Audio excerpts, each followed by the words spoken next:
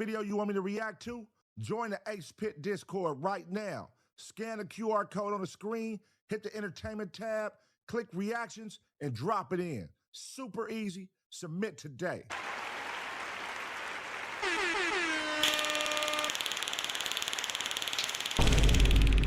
Super easy. What's happening, y'all? What's the deal, man? We up in this thing one time. Happy Sunday. Happy Sunday night.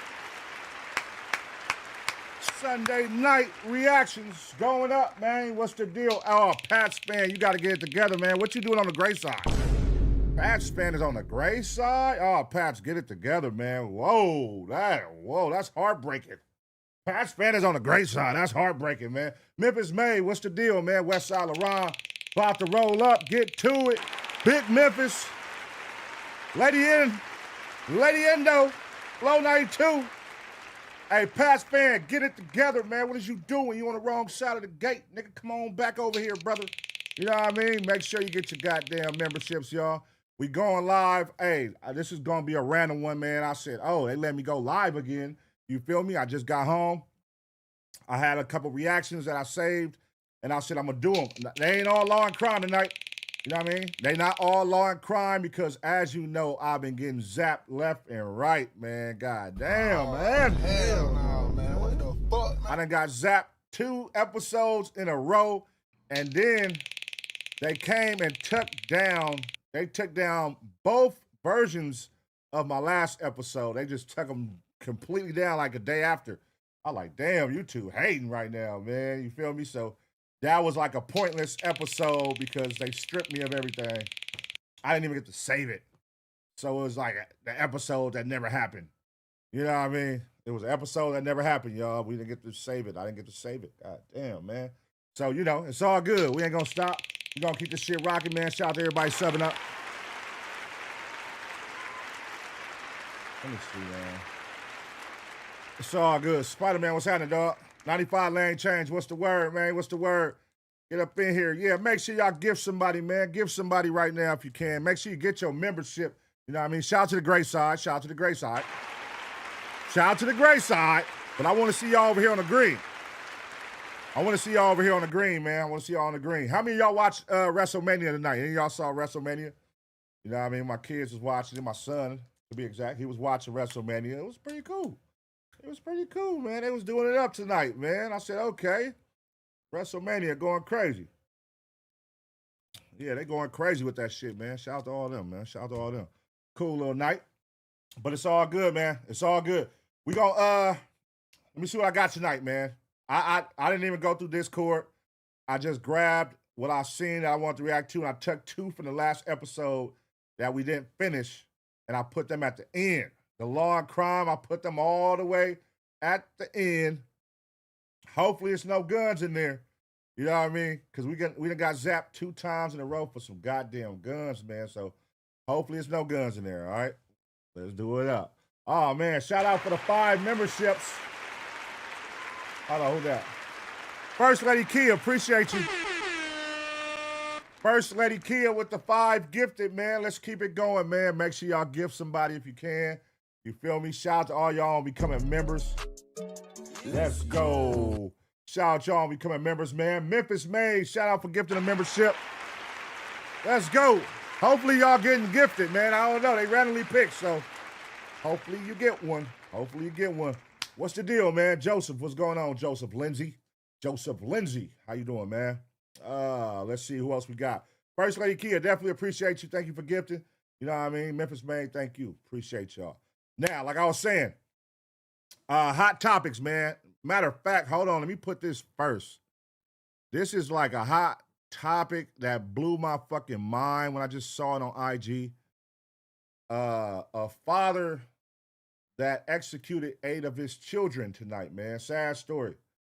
Well, today or last night. I don't know. Let's get the details. I don't know when it happened, but I know I just saw it on Instagram tonight. So I take it this happened yesterday or this morning, whatever. We're going to react to that. Let's go. Hey, man, appreciate it. Memphis Made up in this thing. Give to the membership. Shout out Memphis Made.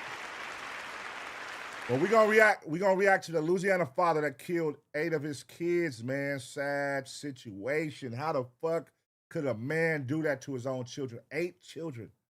That is mind-blowing. Never and to think, you know, it was a black man. That's not what we do. So when it fucked me up. I'm like, that's not what we do, bro. We don't do that. Like, black killing 8 kids of your own kids? That's crazy. But yeah, man, we're gonna react to that. Ice Spice. I ain't had my turn to, you know, give my twos and fews yet and get my little rebuttals and my words in on this Ice Spice situation that happened out here. You feel me? It happened in Hollywood, right across from the homie house. I'm gonna wait to talk about that. You feel me? When the video's on. But she done lost her goddamn mind, man. She done lost her goddamn mind. Ice Spice, what are you doing? Like, stop playing. What are you doing?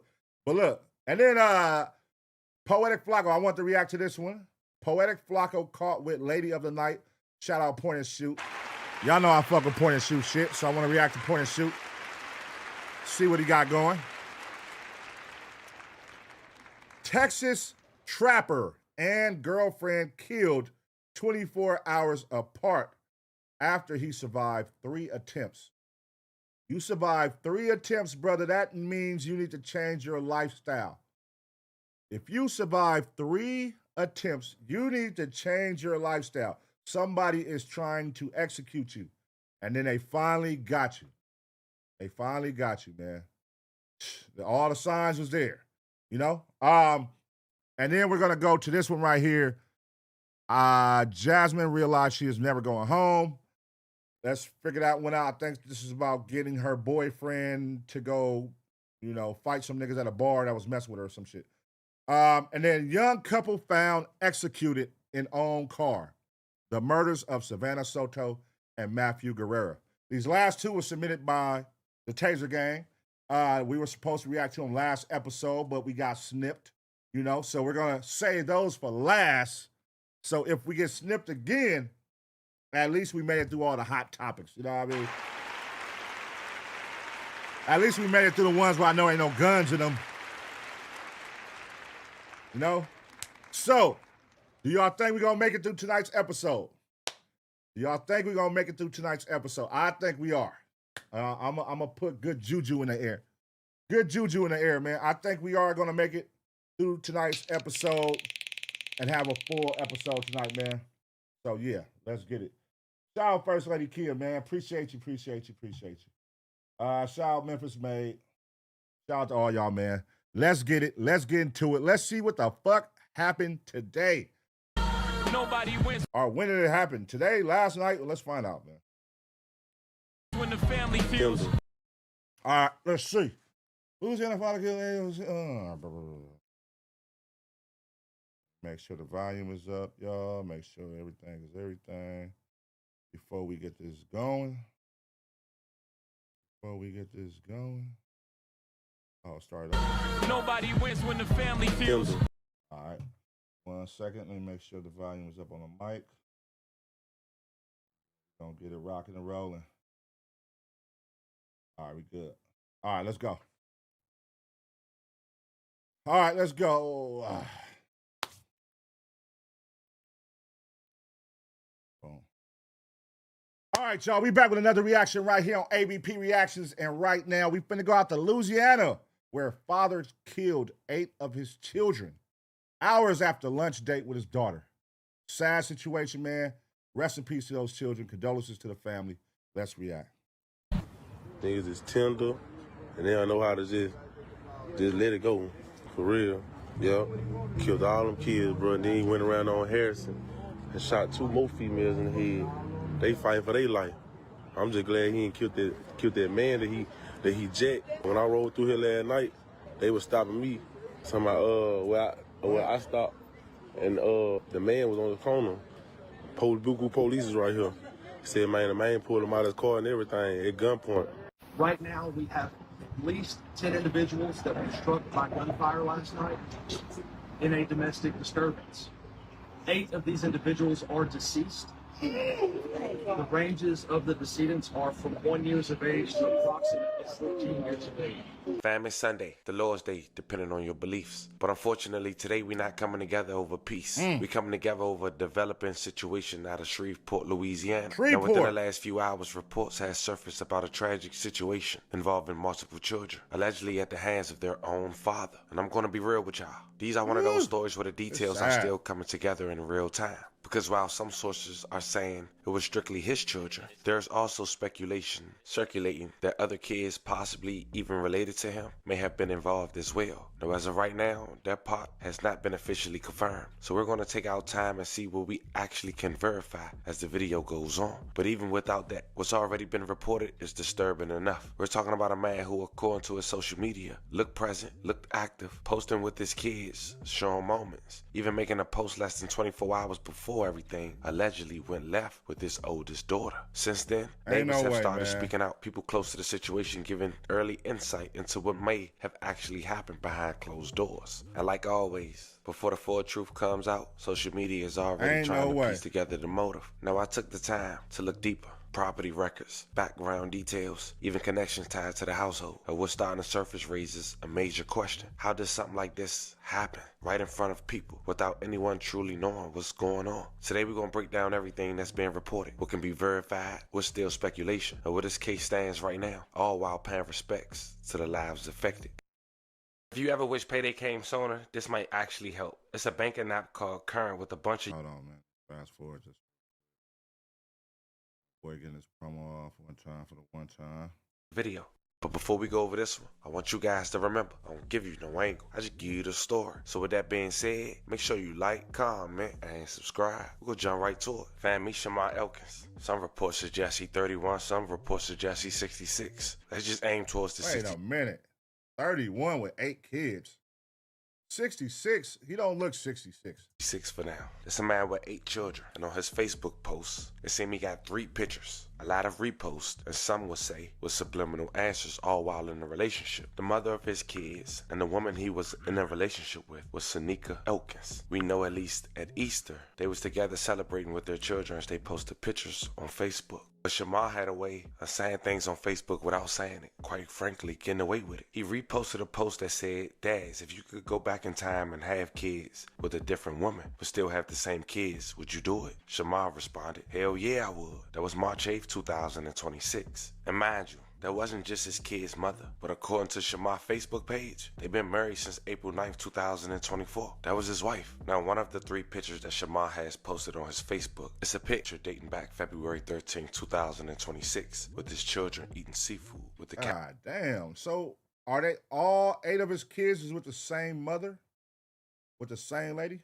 Caption, yeah, laugh out loud. Nah, it was a good time last night. Personally, I don't like them. No taste. The second picture, as we mentioned, was the Easter picture with his kids. This time his wife wasn't in the picture. I'm assuming they was taking turns taking the picture. But he quoted, Happy Easter. Had a wonderful time at church for the first time with all my kids. What a blessed day. The third and final picture, Shamar wrote, laugh out loud. Took my oldest on a little one-on-one date. Had to catch her down bad. Looking back, that innocent young girl didn't know that might have been her last and final meal with her dad. But over the weekend, it seemed like Shamar had a fallout with his wife. She was allegedly done, and that's according to people who was close to the scene. The couple lived on a 300 block of West 79th Street, and on April 19, 2026, police responded to reports of a shooting just after 6 a.m. following a report of a domestic disturbance. Police say Shamar killed 8 children in domestic violence shootings at 2 different homes. Come on, dog. 2 different homes? So you drove to go kill the other children? Why do you got to kill the children, though? Like, what?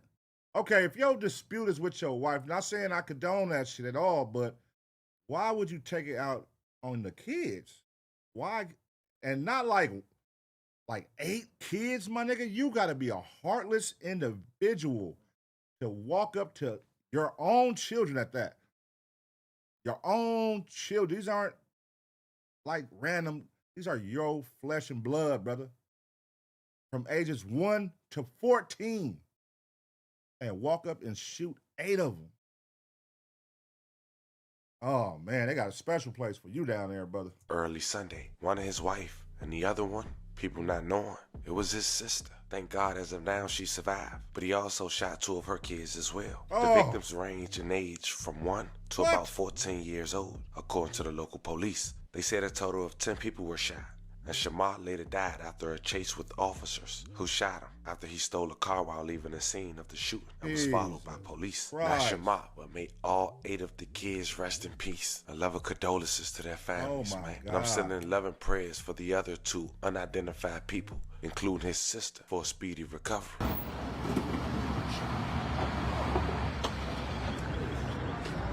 I can tell how you drive, know your people, huh? Yeah, I'm helping you. That's fucked up, cuz. Yeah, Craig. Yeah, it's up. All right, so boom. So this tender dick ass nigga and killed these fucking babies and killed all these fucking people because old girl wanted to leave him. So last night I came through the hood and I rode through here.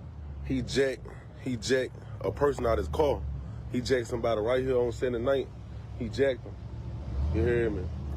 But the girl wanted to leave him. The girl wanted to leave him alone.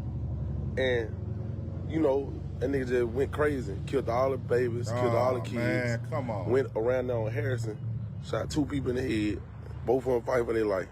So, that shit just crazy, man. This man done killed all them damn kids. The little boy tried to run. And he got killed. One little boy tried to get on top of the house. He got killed in the backyard. Like, man, this nigga done really went crazy. This nigga hawked his own children down. Oh. Now, I heard situations, man, where, like, the father walks in and while the kids are sleeping, and you be like, damn, even in that, like, that's crazy. Walking in while your kids are sleeping and doing that. But this is even crazier. They both crazy, but to hawk your children down, like they're trying to run and you running behind them. They try to get on top of the roof and you shooting at them on the roof. And like, nigga, all because your wife wants to leave you. You probably found out she was cheating. She probably upgraded and got some nigga out there. You probably thinking she got 8 kids, don't know nigga want you. You know how them niggas is. She got 8 kids, you can't go nowhere. You ain't going nowhere. Then she finally show you, or you finally catch her with a nigga, and she don't want to be with you no more because you a loser, and now you done snapped and killed your whole fucking family. Who does that, dog? That's some weirdo shit. All over female. All them kids, bro. That shit crazy, bro. 8 babies. Then he went around on Harrison and killed 2 people. He dead now. They killed him. They killed him in Bossier. Nigga named Shamar. Yeah, bro. And they killed 8 kids all over female. All this was over female, cuz. This shit crazy. All this was over female, man. The nigga did all this for a female, cuz. Cause the female ain't wanna mess with her no more. Then they went around the car and shot 2 more. Tender. Hijacked the car. Went around the car and shot 2 more motherfuckers. Then went to Bossier and they killed him. I know. I rode through here last night and they. Why did he have to drive around the corner and kill 2 more people? Like who all was he? Like, golly, man. Google police right here, but they ain't saying nobody no kill. They just said somebody jacked the old boy out the car. Man, that shit crazy. He out glimpse this scene. Man, they said they had black body bags all over the street. Number kids, man. It's crazy, cuz. How this man, the real deal, take some kids' life over a female, bro. Them kids ain't had nothing to do with it. Nothing. Absolutely nothing. Children, 1 through 14. 8 of them. Nigga, what is... Make that make sense. And the fucked up part is he's not even here to get, like, so people can get justice. Like, now you done got killed, so, like, that's crazy. So my question is, did he kill the wife as well, or is that one of the people he shot? Because in the beginning they said it was like his sister and 2 of her kids. Did the wife die? Or just the kids? Or is she one of the people that's in there in the hospital still on critical condition? Man, they said they had body bags just lined up. Yeah, man. It just fucked the hood up. It's fucked the hood up, man, for real. Why would you do that to them kids, bro? Out of all people, man, you'll kill some kids over a female. Then he went around on Harrison and shot 2 more people in the head. Now they fight for their life. But everybody that was in that house, they dead. Yep. So with 8 kids and 2 adults, man, y'all watch what niggas y'all have around y'all for real. Cause them niggas give y'all a crazy sign like one of the kill trucks, hijacked the car on 79th, and then went on Harrison and killed 2 more people. This nigga killed 12 people in one night. He had a high-speed chase all the way from City Road to Bossier, and they killed him in Bossier. I wish that nigga would've went to jail. Let them niggas handle him. He wasn't even gonna eat, sleep, none of that. Man, it's crazy, y'all. Ooh, they would've tore that nigga ass up. Nigga went to jail after killing 8 kids. They gonna get, ooh, they would have a field day with that nigga. I don't even know who Shamar is, and I ain't care to know who he is. That nigga is a man. That's a crazy boy. Yeah, well, whatever he killed, whatever happened, he just killed some kids. That's a crazy boy. He can't get no needle if he dead. Yeah, they killed him in Bossier. Yeah, and that's crazy. He killed their sister kids too. Man, that's still crazy, boy. It's crazy, boy. This man, the kids got to do with it though. Kids ain't got nothing to do with it, cuz kids innocent. Yeah, bro. Right now, we have at least 10 individuals that were struck by gunfire last night in a domestic disturbance. 8 of these individuals are deceased. The ranges of the decedents are from 1 year of age to approximately 14 years of age. All of the deceased in this case are juveniles.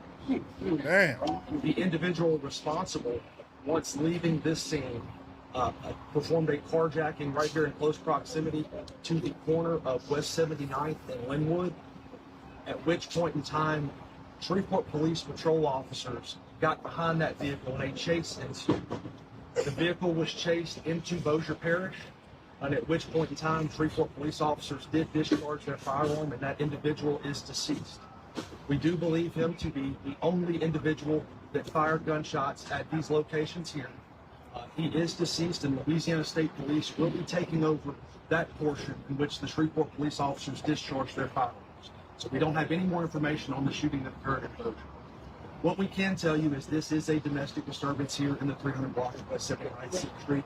This is a very large scene with multiple deceased children present, and so we're going to ask for your patience in us getting information out. We will release the name of the suspect that is deceased when we have made the proper notifications. We do know that some of the children inside were his descendants, and so once we are assured of everyone's names and ages and the proper channels have been notified, we'll be releasing all of that information. Damn, man, that is sad. Golly. So, they said the kids is dead. That's all the ones that are dead, but it's still 2 people that are in. So I'll take it that they said his sister, so I take it the other one may be the wife. Because, I mean, listen, really think about this. If he didn't shoot the wife and all 8 of her kids got, like, can you imagine the pain she's about to be dealing with, bro? Like, you let her stay alive to deal with that, to go through that, like, damn, that's nigga, that's crazy. 8 kids? And like, okay, if she survived, whatever, that is gonna be some torturous shit to live through, man. 8 different children, 8 lives. Like, y'all know how powerful having one child is. Having 8 kids and then somebody take all 8 of them from you in one night, that's like a living nightmare, bruh. This nigga just calls and like, damn, it's fucked up. This is a sad situation, man. You know, as we head out of here, sometimes we wonder, man, when we do these stories or at least read them or report on them, is what could possibly go through someone's mind? And to be real, fam, those are questions we'll never know. Because like we say, we can know somebody up and down, but the day they make that one decision, it's like you never knew that person. And if what the neighbor was alleging that all this is because she was done, ain't no sympathy in the world for Shamar. As more develop, I keep you guys updated. I do want to send love and prayers once again to the families and the victims. And yeah, man, condolences to the family. Damn. No children deserve that, man. No children, no brothers, no sisters being killed by your father. 8 of y'all. Sad situation over their mother wanting to separate with you. Like, come on, bro. Really? Like, why take it out on the children? If you want to get out of here, take yourself out of here, bro. Why you got to go shoot kids and go drive to your sister, carjack people, do all that, nigga? That's some pussy shit. Just take yourself out. Do yourself the favor, bro. Stop wasting everybody else's time and try to take everybody else's kids. You know, that's your issue, nigga. Don't take it on the kids. They got a whole lot of life to live, man. They still got a whole lot of life to live, and you just took that away from them because of your problems. Because this woman don't want to be with you no more. You know what I mean? Get your shit together, man. Obviously, you were slipping. She got 8 kids. Typically, a woman with 8 kids by a man don't want to leave them. Unless you fuck up. Like, nigga, I got 8 kids with you. The fuck, you know how hard it's going to be to start over and find a new man that want to take on a woman with 8 kids? That's 1 through 14? That's a lot of luggage. There's not many men out there that will take a woman serious who got 8 kids that are juveniles that got to move in with them. Nigga like, hold on. But, you know, that's sad, man. Condolences to the family. Rest in peace to all those children, man. Sad situation, man. And then he gone already. He executed, so he ain't got to deal with the consequences. You know what I mean? Like, I would have, keep that nigga alive. Don't kill that nigga. He probably killed himself, you know what I mean? But don't kill that nigga. Take that nigga to jail and let them niggas have fun with that nigga for the rest of his life. You feel me? That's what they should have did. That's what I hope would have happened in a situation like that. Yeah, feed that nigga to the wolves in there, man. Let them have fun with that nigga. You know what I mean? They're going to treat that nigga like a steak. They're going to treat that nigga buns like a steak. You know what I mean? That's what they're going to do in that motherfucker. Tear his ass up. You know what I mean? But sad, y'all. Sad. Hope this don't become a trend. None of you motherfuckers out there don't do no shit like this. This is some sucker shit, man. Take it on yourself, if anything, man. Go get some counseling. Go get some therapy. Talk to somebody. Create a Tinder account or something. Try to find some new love. But just because you're getting dumped, going to kill your whole family, that's out of pocket, man. But let me know what y'all think about this situation. I'm going to give you 2 seconds, smash the like. And as always, get ready for the next reaction.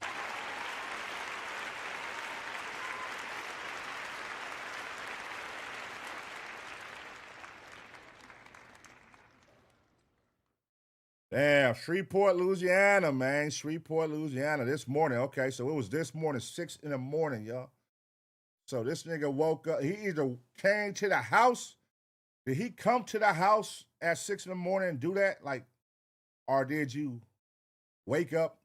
You was at the house. You was asleep. You woke up out your sleep, had a dispute with the woman and said, damn it, if I can't have you, nobody can have. Like, what type of mentality is to go hawk your children while they running and shooting at your children like they just, like, pray, my nigga? Like, that shit is crazy, man. Niggas be really having some fucked up shit going on in their mental. You know what I mean? So y'all be careful, man. You never know what these motherfuckers be going through. And it could be somebody right next to you, a coworker, you know what I mean, your spouse, a family member, somebody having a bad day. Just, you know, you never know, man. Motherfuckers it's some fucked up times, man, we living in for sure. Niggas is really losing their fucking minds, man. Speaking of losing their minds, Ice Spice done lost her goddamn mind. The fuck is you doing at McDonald's, Ice Spice? What the fuck is Ice Spice doing sitting at a McDonald's in LA, bro, in Hollywood, bro? What? Can somebody explain that one? It made no sense. I posted the video, man. Make sure y'all follow ABP Network, man, on Instagram. ABP Reactions as well on Instagram. But I posted it on there. This shit was crazy, man. Hold on, let me see. Look at this broad, man. Gas? Girl. What? Ready for what? Take gas. You take gas? That's what you do, you take gas? Yeah. So go take gas. Look, so Ice Spice is randomly sitting in a goddamn McDonald's in Hollywood, and she's with like a white lady. I don't know who the white girl is. Don't know. Do y'all know who she is? Did that come out yet, who she is? She's with a random white girl, and they just sitting, And this girl alleges that she came up as a fan to try to get a picture or whatever, but they was being rude. That's her side of the story that later came out. She said, I was just trying to, get a picture. She was being rude, like, get up out my face, blah, blah, blah, blah, blah. Who knows what happened? But this was definitely some ghetto shit. Y'all can go check it out. I can't show a fight on YouTube. They're going to zap me. I ain't trying to get zapped. I'm trying to go zap free this episode. But if y'all haven't seen it, man, go to ABP Network. Y'all can check it out, man. All right, but we're going to react to it. Let's see what happened, man. Ice Spice attacked at McDonald's. Now, Ice Spice was... All right, let's go. No. All right, let's get it. Let's go. Hey, shout out Danny F for 10 gifted. Taser gang, 10 gifted. Danny F. Shout out Danny F, man. Let's go. Damn, she just gave 10 of y'all motherfuckers that. Oh, look. There they go. 10 of them. Shout out Danny F, man. Shout out you again. Came through with a 10 banger. Real Taser gang shit. Oh, there goes Shanoski, my boy Shanoski. Let's go. Yeah, get him in. 5 more from Shanoski. 5 gifted, man. That's 15 in the last goddamn 2 minutes, man. Goddamn. Going crazy. Keep it going. Let's keep it going. Danny F be coming through showing love. Shout out Danny F, man. Shanoski always showing love. Memphis made. Y'all know how it go, man. Everybody be up in this thing doing their shit. Thank y'all very much. You know what I mean? I don't want to leave out no names or nothing like that, so forgive me. I don't want to leave out no names. Let me go back and just look so I'll make sure. First Lady Kia gifted tonight. Shout out to her. Memphis May gifted. You feel me? Hey, Westside LaRon, he said, shout out to the Greens. Shout out to the Taser Gang. Shout out Big Uno. 3 months in this motherfucker. Shout out Westside LaRon. That's my boy. Hey, and we've been on Kick, too. Make sure y'all follow Kick, ABP Network. We've been on Kick doing a little DJing and shit, fucking around, getting back in the rhythm over there, club pitting and all that, having a good time.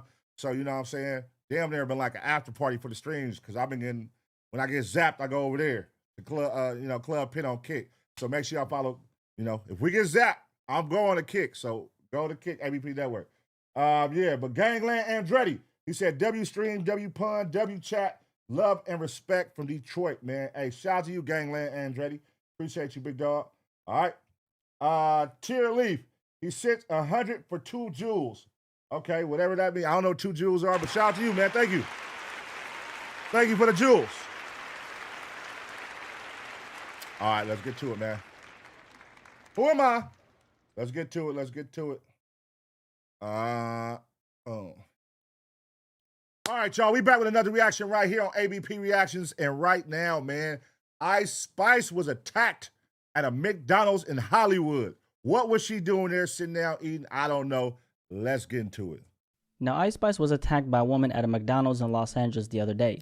And this story has been going viral because of who's involved. So let's have a conversation about this. Yesterday, a story broke regarding an incident at a McDonald's in Hollywood involving Ice Spice. Basically, Ice Spice was out with a friend at a McDonald's in Hollywood, California, when a woman approaches her and asks, "Are you ready to shake ass?"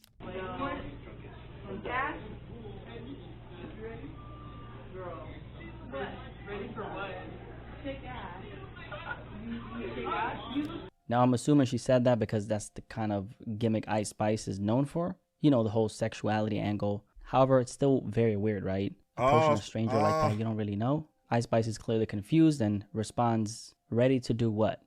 So that debunks, okay, because she put out a little rebuttal after saying that she walked up asking for a picture. So she capped. She walked up disrespectful, talking about you ready to shake ass. What the fuck? Who the fuck walks up and asks that to it? Like, that's what you ask out of all the questions you see a celebrity? Ready for what? Shake ass. And from there, the situation quickly turns into a back and forth. Ice Spice tells the girl to go shake ass somewhere else and kind of is pointing away from her table. That's what you do, you shake ass? Yeah. So go shake ass. So you can count it, so go shake ass. Now the girl then leans in, keeps going back and forth with Ice, and then suddenly tries to smack her, but misses. Ice reacts very fast, gets up, stands on a seat, and starts defending herself while the situation gets physical. Why is she? Okay, hold on. This was a part that pissed me off. Clearly, they can't show the fighting. Again, if you want to watch it, go to ABP Network. You can watch the full fight on there. They can't show fighting all the way on here on YouTube. So he's going in and out of what happened. She swung on her and basically missed, right? Ice Spice got on her demon time, got up walking on the tables, trying to pop out on her. You feel me? Which they eventually walked outside and got cracking. But, you know what I mean? The thing is, why did you walk up on her and say, let's shake ass? Are you ready to shake ass? Random ass question for one. And then you're going to start, like, this is Ice Spice. We all know she's from New York. You're going to ask her, like, you already know who she is for one. Then you're going to be like, where you from? Where are you from? What are you talking about? Where are you from? Oh, you just trying to go viral. You just trying to go viral, like, because it made no sense for this to escalate to this at all. And this is really where things start to take a turn. Because here's the thing. When Ice initially got there were already a group of people at the spot. So most likely, some of these people were kind of like talking around each other. Yo, Ice Spice is here at this McDonald's. And that's probably what brought this girl, the troublemaker, to the table in the first place. But here's where things get interesting. According to the girl, we'll just call her Troublemaker. She claims she went over there to compliment Ice Spice. And we know that because she did an interview with TMZ explaining her side of the story. What? However, what she was describing does not match what we saw. I was with my friends and everything. We came from the beach earlier that night and we decided to go walk around Hollywood. But before we did that, we decided to stop by McDonald's because we all had to use the bathroom. So then one of my friends, she comes out and she was like, oh, I think that's Ice Spice over there. And I'm like, oh, for real? So I go up to them and I'm giving her and the other girl she was with compliment. And then immediately Ice Spice was just being rude. She was like, compliments. You ready to shake ass? That's your compliment? You walk up and the first thing you say is, hey. You don't say, hey, I'm a fan. Hey, what's going on? Oh my God, nice to meet you. None of that. You walk up and say, hey, you ready to shake ass? What the fuck? why are you over here? You could leave. Bye. Let me stop you right there, ma'am. You are not entitled to somebody's energy just because you've seen them on the internet. She's trying to make it sound so innocent, like she just went over there to show some love, but that's not what we saw in the surveillance footage. What I saw, and you guys let me know if you saw something else, what I saw was somebody who came with a bunch of weird energy, a troublemaker, a hater, somebody not coming with any type of genuine intentions. And when AceBoy didn't give this girl the reaction she wanted, she escalated things by trying to hit her. Now the situation kept spiraling because after AceBoy defended herself and stood on business, shout out to AceBoy, she actually chased the girl out of the restaurant. And I gotta give credit where it's due. She did not let herself get bullied, okay? And honestly, I think this girl forgot, man. Like, AceBoy is from the Bronx. And if you know anything about people from New York, they don't play that shit. So now the situation continues outside. What the happened? Why is that touching me? She's drunk, but just relax. Why would I relax if she's touching she's drunk? Where is she? If you listen to AceBoy's voice, she's visibly upset here, understandably, because she was just attacked. And she's outside, kind of looking for the girl, while people around her are trying to calm her down. And she's basically like, hell no, I'm not trying to relax. Why would I let it go?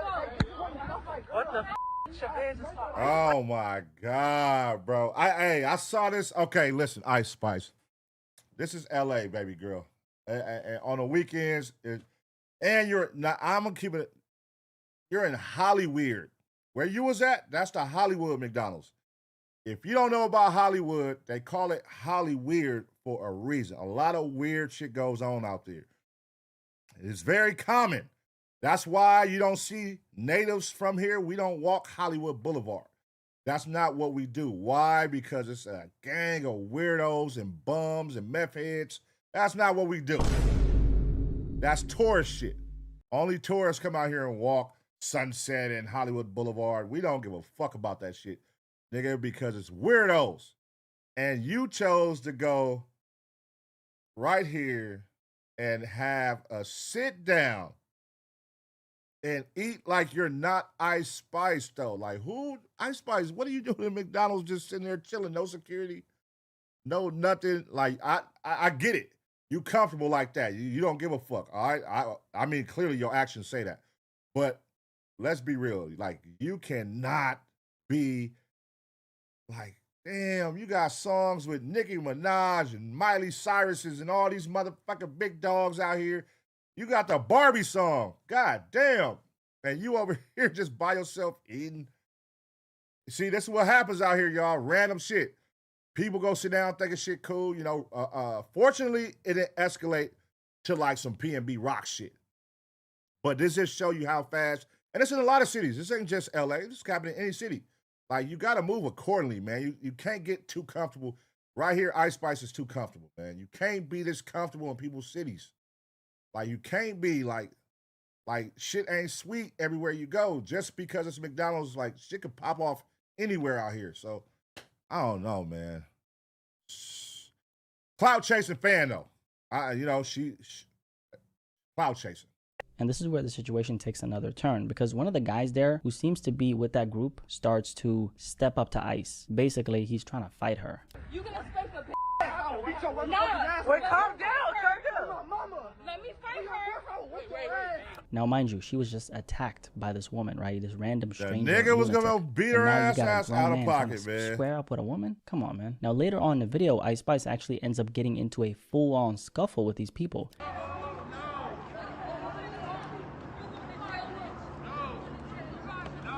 Now, mind you, there's multiple people there. Ice Spice in the middle of the street squabbling. God damn. It's crazy, but you got to give it to her, bro. Listen. I don't give a fuck. Listen, that was some stupid shit. Yes, that's some stupid shit. All right, now that we got that out the way, that's stupid. She shouldn't be doing that. Boom.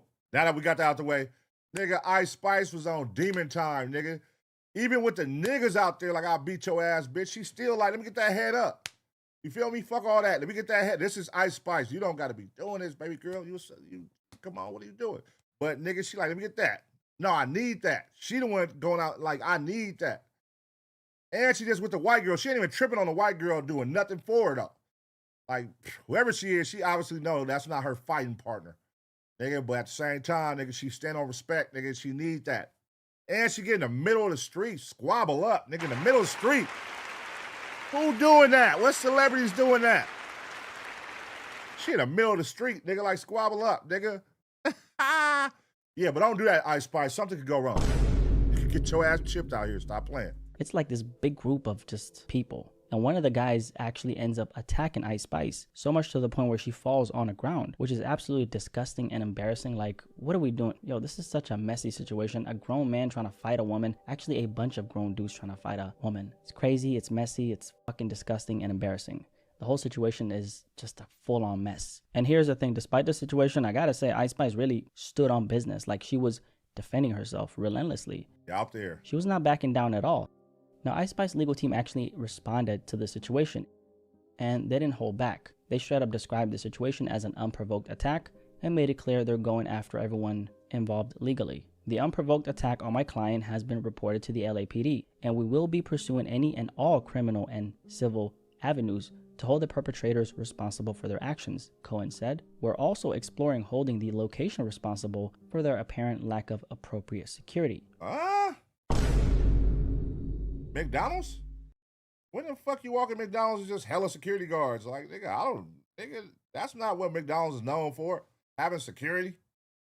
Nigga, McDonald's damn near like Disneyland and shit. It's like, it's happy vibes. It's supposed to be like the happiest place, clowns and toys and, like, nigga, what the fuck? Security? So, y'all McDonald's be having security? Our McDonald's out here don't be having no damn security guards. Her lawyer continued and said, not to mention that the individuals involved obviously did not realize that we would get the video from inside the McDonald's where the unprovoked attack occurred. They then turned their cameras on after the initial attack as if to set our client up, and as they say on the video, to go viral. The only thing that will be going viral for them is their mugshots. Shout out to her lawyer, okay? Let's be real, this attacker girl was obviously clout chasing. She's a hater. Somebody who wanted a certain type of response from Ice Spice when she first approached her in a situation, and clearly when she didn't get what she wanted, she became the aggressor. She was looking for trouble. But the black socks, man, the black socks is a dead giveaway. She on demon time.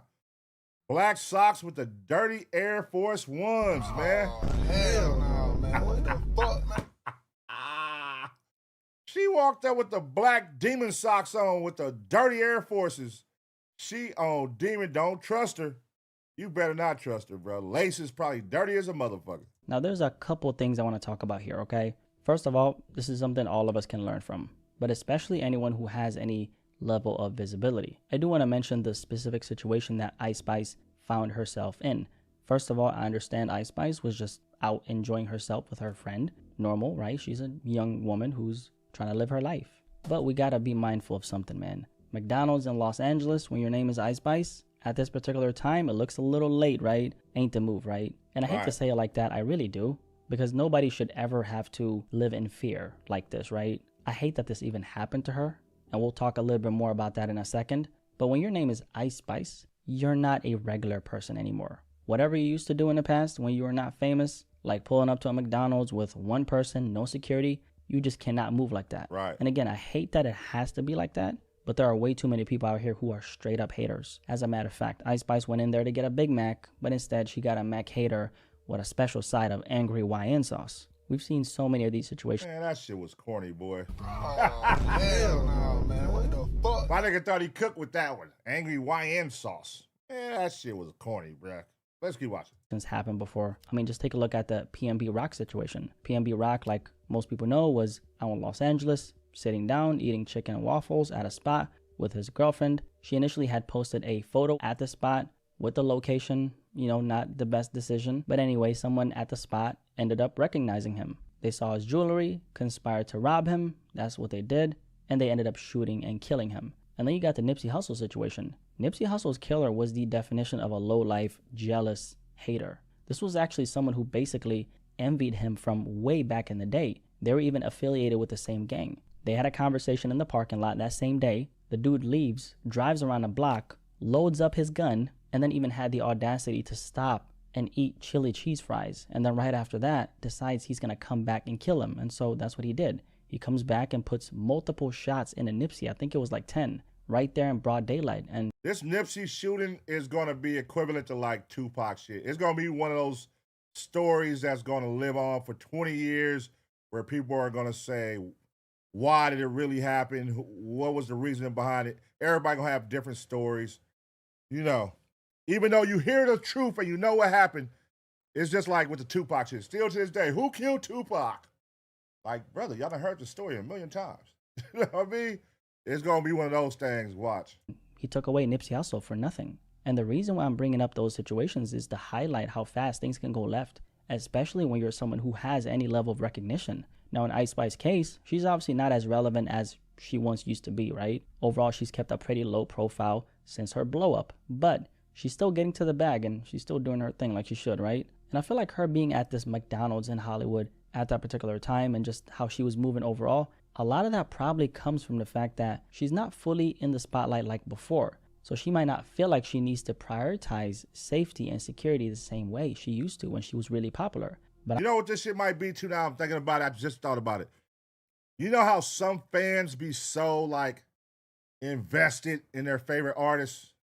Like, what if the girl is a Lotto fan? You know what I'm saying? I didn't see Lotto and Ice Spice. I think I saw they squash their little beef, but it was a lot of that beef. You know, they was going back and forth doing dishes and all that. Lotto pulled up to her hood, shot a music video. What if that girl was like one of them diehard, like, you know, Lotto fans and walking up trying to be disrespectful and get a little moment? You know what I mean? Because this is LA, y'all. Like, this is shit niggas will do. Niggas will definitely do that. If they fuck with somebody and they see, like, they got a favorite artist and they see the person that they artists don't fuck with, they're going to make a moment out of that shit. For sure. Out here for sure.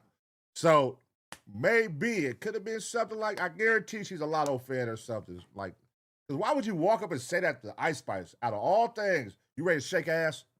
Like, what? I'm going to say this straight up, man. That's the wrong approach. Because unfortunately, there are a lot of haters out there. And if they catch you in person, they'll try to bother you, test you, provoke you. And sometimes that can escalate into something way worse. Sometimes for the hater, right? They can catch a few bullets, right? But sometimes the person that they're antagonizing ends up getting hurt. And in the worst cases, it leads to people losing their lives for nothing. I also want to bring up another aspect of this conversation. When you go from being in the spotlight to not being as hot as you once were, like in Ice Spice's case, the industry in general just doesn't feel as incentivized to ensure your safety the same way. You got to keep in mind, a lot of these artists, and Ice Spice was, you know, this artist at one point, are basically walking investments to a lot of these record labels. Now, obviously, she still has value, and financially, she's probably always going to be fine. She's still getting to the bag even till this day, right? But when you're not generating the same level of money for the industry as you were before, a lot of times the label isn't going to care as much about things like protection for you. If you look at some of the biggest stars in music right now, let's just say someone like Sabrina Carpenter, extremely popular artist, right? I'm sure you've seen her face. When you see her out in public with security, a lot of times it's not even because she personally went out of her way to get it. It's because the people who are invested in her career monetarily are making sure their asset is protected. So what ends up happening is when an artist goes from being at this really high popularity level to a lower level of attention over time, you start seeing them pop out with little to no security. Because my nigga getting that Ice Spice crazy. Like, damn, you act like she all the way done, nigga. She ain't done. Ice Spice still got motion. She still got motion. She just had some huge records. She just had huge records, bruh. So can she take a break? Can I take a year off or something? Shit, I just came out with 5 mega records. God damn, she had what's the girl that, what's her name? Pink something. She had that song was going crazy. The fucking SpongeBob and fucking Barbies, fucking let her do her thing, man. But I want to know, why do you think Ice Spice was in that McDonald's with just that girl? Do y'all think they were probably staying somewhere near and they walked down there? Do y'all think they pulled up, intentionally parked the car and said, let's go sit inside and eat? Like, what would make her think that's cool? Like, I don't know. What do y'all think?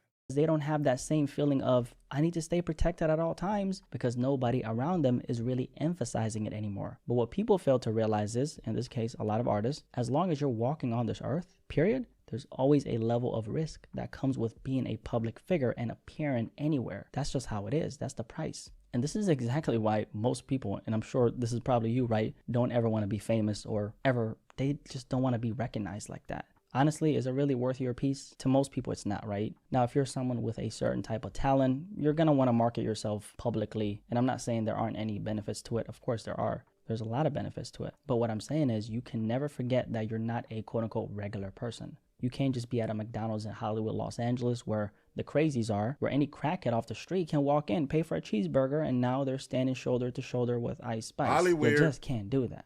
And I don't think it should be like that. It's not fair. But a lot of shit in life shouldn't be the way it is, and it still is. You feel me? So you gotta roll with the punches and take the good with the bad. Ice Spice is very successful. She got money. She built something for herself. And honestly, if this is one of the downsides of being as successful as she is, compared to struggling out here like the average person, I'd argue it's still a pretty good trade. I'm sure you would agree too. Also, a few safety measures I just want to point out. If you ever walk into a spot and somebody recognizes you, honestly, the smartest move is hop back in your car and go somewhere else. It's way too risky for people to know exactly where you are while you're there. Way too risky. Which is why if you're at a spot and you got some level of visibility, just make sure that if you're going to post, you don't post when you're there. You post like 2 hours later, or like I like to do it, I post when I'm on my flight back home. So there's levels to the paranoia, right? Ain't nobody looking for you, Otis. Oh, hell. Ain't nobody looking for you, man. What the fuck? This nigga says, niggas trying to chip me, nigga. I'm going to post when I'm on a plane, bro. Ain't nobody looking for you, bro. And here's the thing, right? Imagine if this was, let's say, a place with actual barriers. Like, you know those exclusive spots a lot of celebrities go to? There's a doorman, then an elevator, then another door, sometimes another layer after that. Every level you gotta pass through, that's a shield between you and the danger. A lot of people think celebrities go to those places because they think they're better than everyone. No. It's because they don't want to deal with situations like this. You don't really see a lot of very recognizable people just sitting down at a random fast food spot like this. Why? Because it leaves them way too vulnerable. There's no barrier, no protection, nothing separating you from the next random person walking in, which means you're way too accessible. Even the crackhead down the street can just walk in and rub shoulders with you, right? Most of these people, they pull up to the drive-thru. Half the time, they're not even the ones driving. They're in the back seat, kind of hiding. Someone orders for them, head down, they grab the food and go home and eat it back in the crib, away. Bro, why did she run up? I just saw the video of her. Why is she jogging in like that, bro? That makes it funny, like, now that I'm hearing the whole shit, like her homeboy outside when she drunk right now. Okay, so that makes sense. So when she went outside to go try to fight her, first thing her homeboy said, she's drunk, stall her out, she's drunk. So that makes sense because, like, I'm like, why would you run in a McDonald's, walk in a McDonald's, whatever? Okay, so the story is somebody saw her that was with her going to the bathroom, came outside. Hey, I think I see Ice Spice there. This bitch ran up in there. This is a drunk mentality. So now that I know, this is a drunk mentality. What? Ice Spice in there? Oh, shit. Runs in there. Hey, you ready to shake some ass? Like, wait, what? Bitch, that's the first thing that came to your drunk mind. You ready to shake some ass while she sit here, eat a goddamn 10-piece with some sweet and sour sauce and dipping her fries? You ready to shake some ass? Who asked that? That is hilarious. These motherfuckers is burnt. From all the shit. And that's really the reality of things. And I'm just sharing the reality here, okay? This is not like some fairy tale. This is real life. I don't think it's fair that it has to be like that, but tell me one thing in life that's fair. Exactly. This actually reminds me of a recent situation that I heard about with a young popular streamer. I'm sure y'all know who it is. The young man who looks like a Calvin Klein model. Marlon, that's his name. He was recently out in the UK on a date with a girl, just sitting at a chicken spot eating, minding his own business, and then 4 dudes pull up on him. One of them had a Pooh Shiesty mask on. First red flag. He recognized him, and according to Marlon, I think he said this, but one of these guys was carrying a knife, and they basically started pressing him, doing a bunch of goofy shit, going as far as insinuating that they were gonna do something to the girl he was with, like, I guess like essaying her or something. I don't know, because he kind of did something with his hands that made it sound like he was gonna do that, right? It's so weird why people would be on shit like this. Like, that's that IRL shit, man. That shit dangerous. That IRL shit dangerous. Y'all saw what just happened. What was the nigga name that got socked in New York? Yeah, y'all know. Put his name in the chat. Put his name down there in the comment section. But yeah, man, that IRL shit it's getting dangerous now. It was cool. It was cool at one point. But now these fans, everybody trying to go viral, niggas. They know if I come on here and I say something crazy, I do something crazy. Like, look at that shit going on with the Dean the Great. He getting the fight damn near. I'm like, I don't even know what to believe is real or fake no more with him. He's getting the fight every time he goes live on his IRL. And it's like, I think people they figure that's a cool little way to go viral real quick. Shit, nigga. Let me go viral, get this issue off. Or if I'm so invested and I hate you, like if I'm one of those trolls that have now turned enemy in real life, like I really hate you even though you don't know me.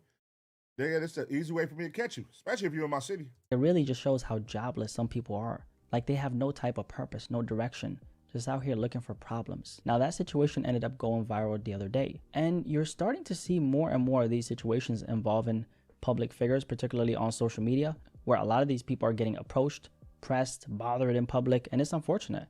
And I'm not gonna lie, it's something that concerns me as well, because obviously I have some level of visibility. I'm out here in these streets as well, right?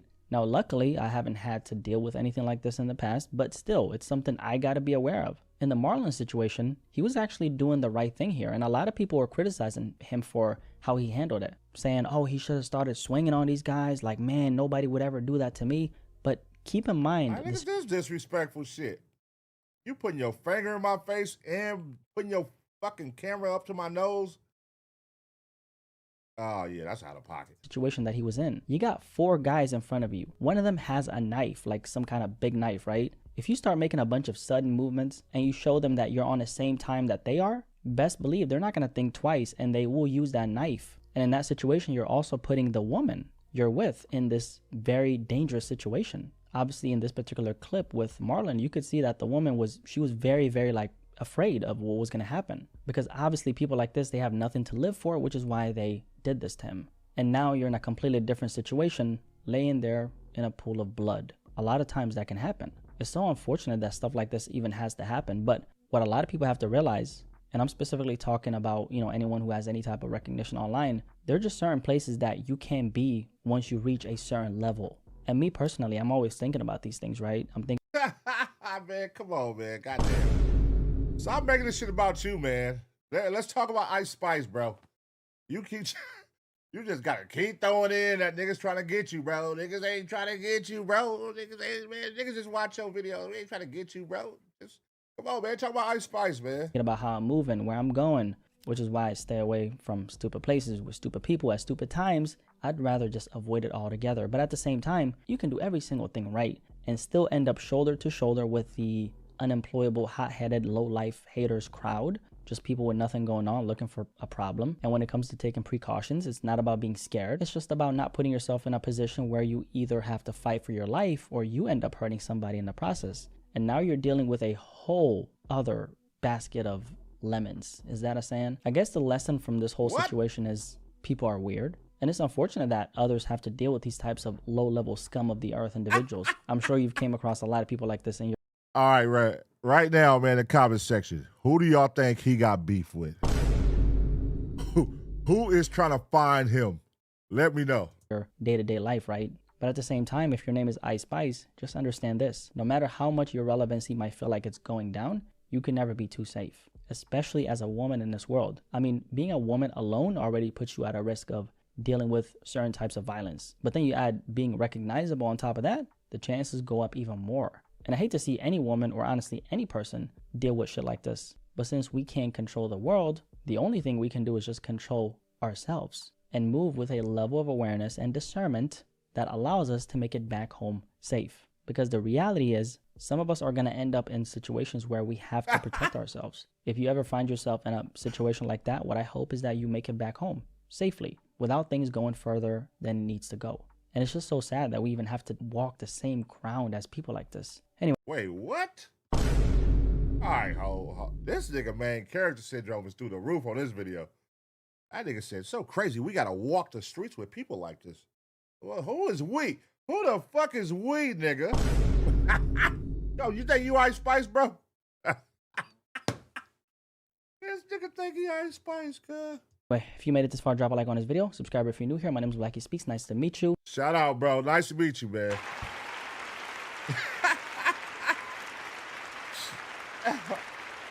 Hey, man. That's why you can't walk around on these streets, man. You know what I'm saying? This shit is dangerous. Like he said, man, wait 2 hours, wait till you get on your plane, going to the next city to drop your location, man, to show the video where you was just at. Because that's what he got to do, because his haters, they be on that nigga. So he got to wait till he on a plane. You know what I mean? Now, taking it back to Ice Spice, the reason we watching this story, Ice Spice, you got to move a little smarter. You know what I mean?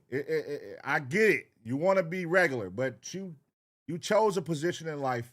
You chose a career in life, and you're at a status in that career where you're not regular anymore. You know what I'm saying? You are a celebrity in people's eyes, and people are fans. You have fans, you have stands, you have haters. You never know what you're going to run into. And you got clout chasers, people who are looking for a moment to go viral. You know what I'm saying? And they're going to find it. This is Hollywood. They're going to find it, man. This is what they do, you know? Ice Spice, make smarter decisions, man. I think she's going to learn from this for sure. I just know it. I know she's going to learn from this, man. And she's not going to let this happen again. And the people around her for sure probably checked her like, what are you doing? But they probably know that's her. They probably know she's down to earth. That's because you got to be down to earth to go do some shit like that. You can't be so full of yourself. Like, people who don't do that, they either got to have, like, a great team around them, letting them know, reminding them, like, hey, you can't do that. Or they're looking at it like, hey, man, listen, fuck all that, nigga. I just want to go have a burger. I want to go sit down. I want to go be regular. I want to have a burger and just talk to my friend. You know what I'm saying? Regular shit. Sometimes that celebrity shit be overwhelming for these celebrities. You know what I mean? So let me know how y'all think Ice Spice is going to handle this moving forward. Will she take this as a lesson and learn? Or will she say, fuck it, I'm going to continue to do what I do and keep going and sit down in these places in different cities by herself or with her homegirls? Let me know what y'all think, man. I'm going to give y'all 2 seconds, smash a like. And as always, get ready for the next reaction.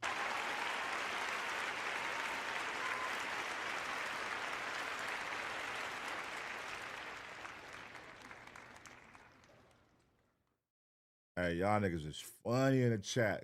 I started laughing out loud when somebody said Trap LaRoss. Like, who we beefing with? Somebody said Trap LaRoss. Oh, my God, dog. That nigga, he made this video all about him. I was like, what the fuck is going on, man? Shout out to bro, though. You know what I mean? Hey, shout out to everybody up in here. Hold on. Somebody just gifted.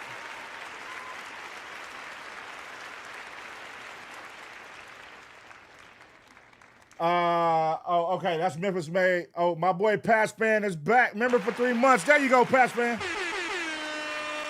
Yo, shit, it was showing great, bro. I was like, what's going on?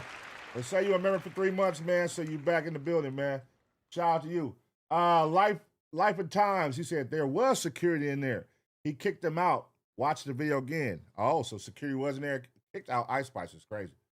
All right, he kicked the guys out and not Ice Spice. All right, I'll watch it back. I don't know. All right. And yeah, man, shout out to everybody who gifting right now, man. Make sure if you don't got a membership, get you a membership, man, so you have access to early releases that's never coming out, and you know what I'm saying, streams. You know what I mean? Live only streams, early access streams, and these cool ass emojis. Cool ass emojis. You feel me? And hold it down, man. And right now, man, our tops. Let's see who's holding it down in the top spots right now, man. Right now, coming in at number 7, Patch Fan. I see you, big dog. Number 6, from the 206.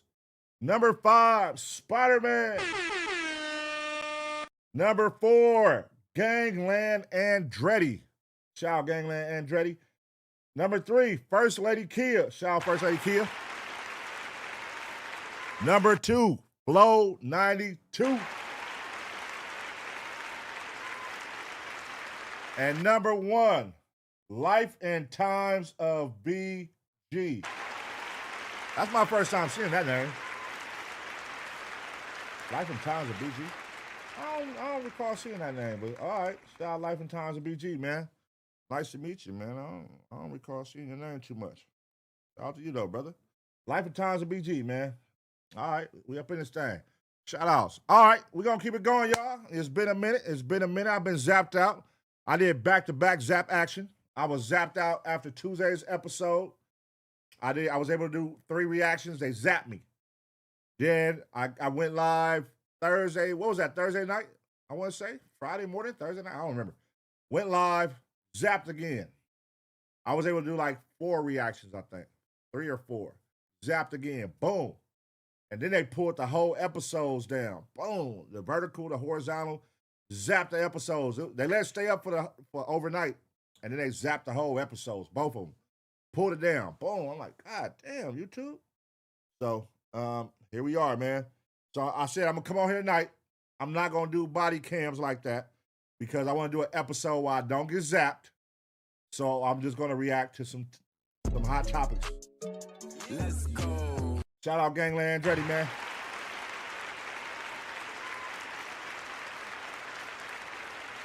Shout out Gangland Andretti for the gifted, man. Appreciate you, big dog. Yeah, so I said I want to come on here tonight. I don't want to get zapped, so I'm gonna do some cool reactions, just hot topics, shit like that don't involve guns. Because I've been getting zapped over guns, y'all. Like, it's stupid. These are videos that's on YouTube. I'm just reacting to YouTube videos. And I'm getting zapped by their platform that they're on. I don't know. It makes no sense. But here we are. Here we are. We're going to keep it going. And do know, if I get zapped, I will be back.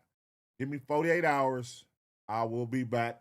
And we're going to be right back picking up where we left off at.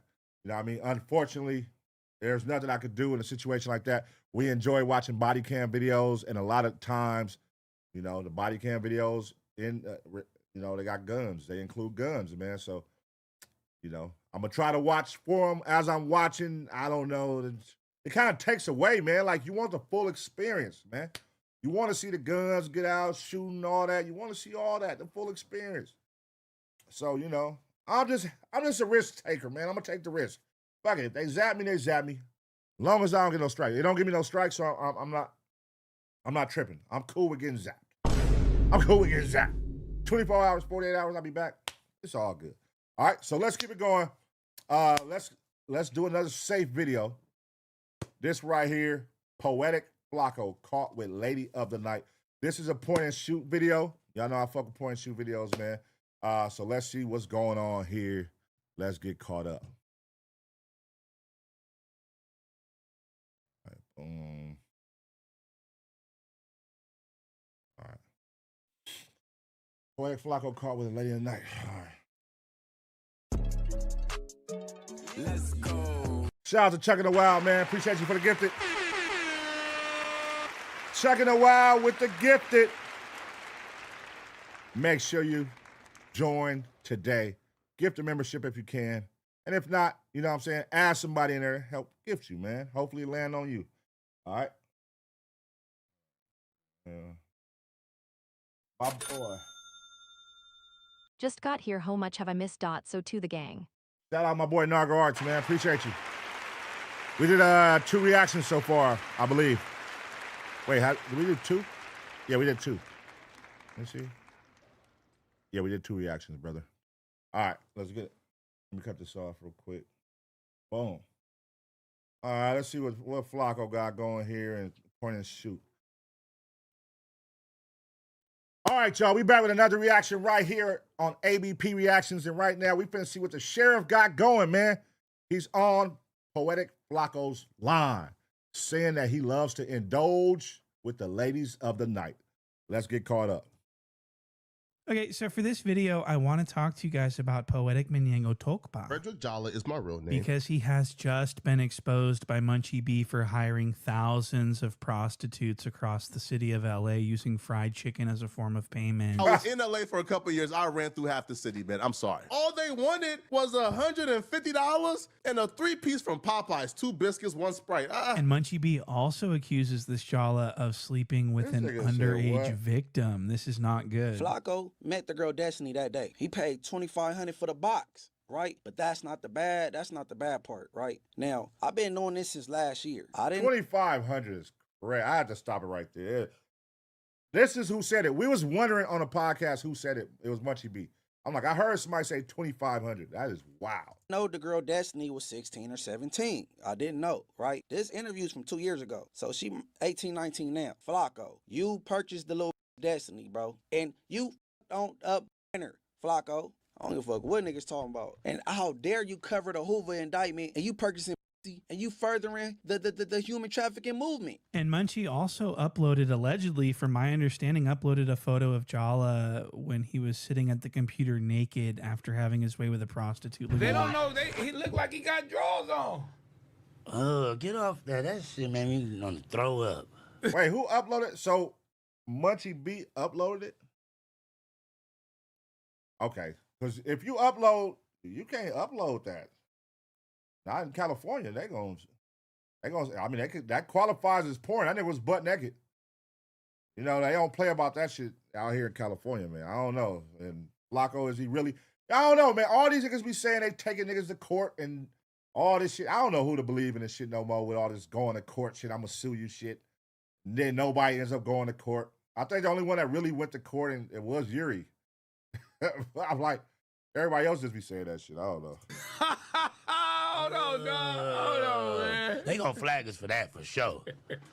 He gonna flag us. What was he? The chair that Flakko sat in. Flakko sitting in the chair, butt naked, bare naked. Ghost right looking like a black Teddy Graham in that motherfucker. Boy, Flakko from the back, man. That's nasty work, though. Butt ass naked sitting in your chair.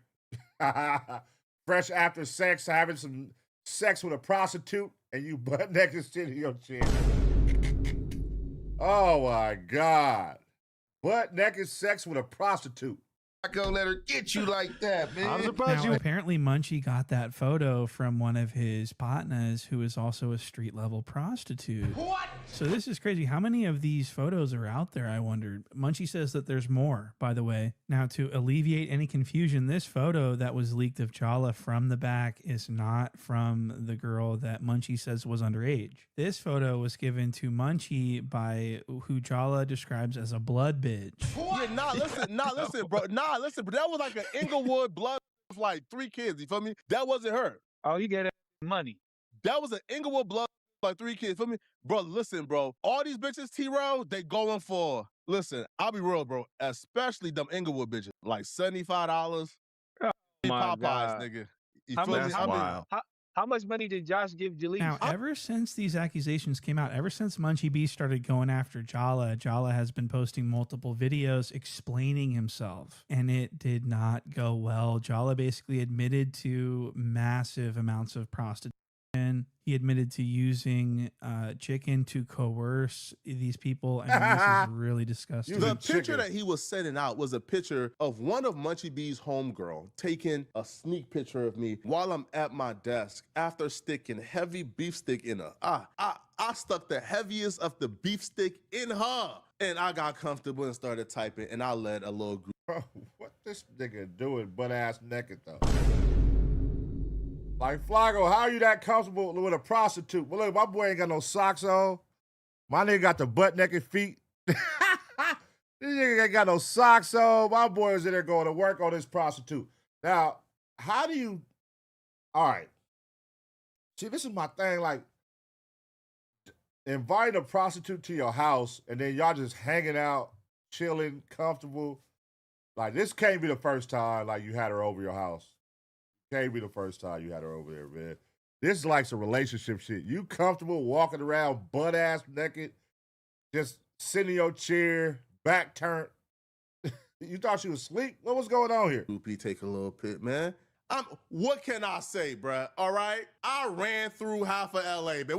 What can I say, man? The Inglewood girls love Flakko, man. The blood bitches love me, man. I don't know what to say, bruh. That's not embarrassing to me, bruh. I stuck heavy beef stick in her, man. I ran through a lot of Munchie B's homegirl, and he probably have a lot more pictures of me running through his homegirls. I can't help myself, man. All they wanted was $150 and a 3-piece from Popeyes, 2 biscuits, 1 Sprite.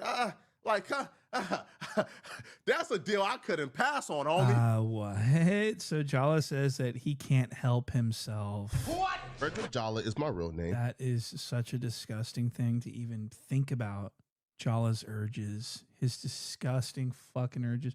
And so he does admit to all this. He admits that he is a John, a trick, someone that pays women for their time. And this is really... That name was always funny, a John. I think Flakko, hey, my boy Flakko was a John, cuz. Crazy because he's saying that he used fried chicken from Popeyes, a 3-piece with 2 biscuits and a Sprite. For $150 and a 3-piece from Popeyes? Now, Jala has no shame about this whatsoever. He thinks that paying women to perform on him is something that's not shameful. This is one of the most shameful things anyone can do. Like, you ain't catch me doing no gay stuff. You ain't catch me doing, like, nothing scandalous. You ain't catch me, right, with no penis around me. Nah, bro, you catch me with a girl, your homegirl, after she got beef stick in her by me. All right? By me, man. I'm sorry. Listen, I was in LA for a couple of years. I ran through half the city, man. I'm sorry. Now, once that didn't work, once Munchie B seen Wait. Ran through half the city. That's just Flakko. Come on.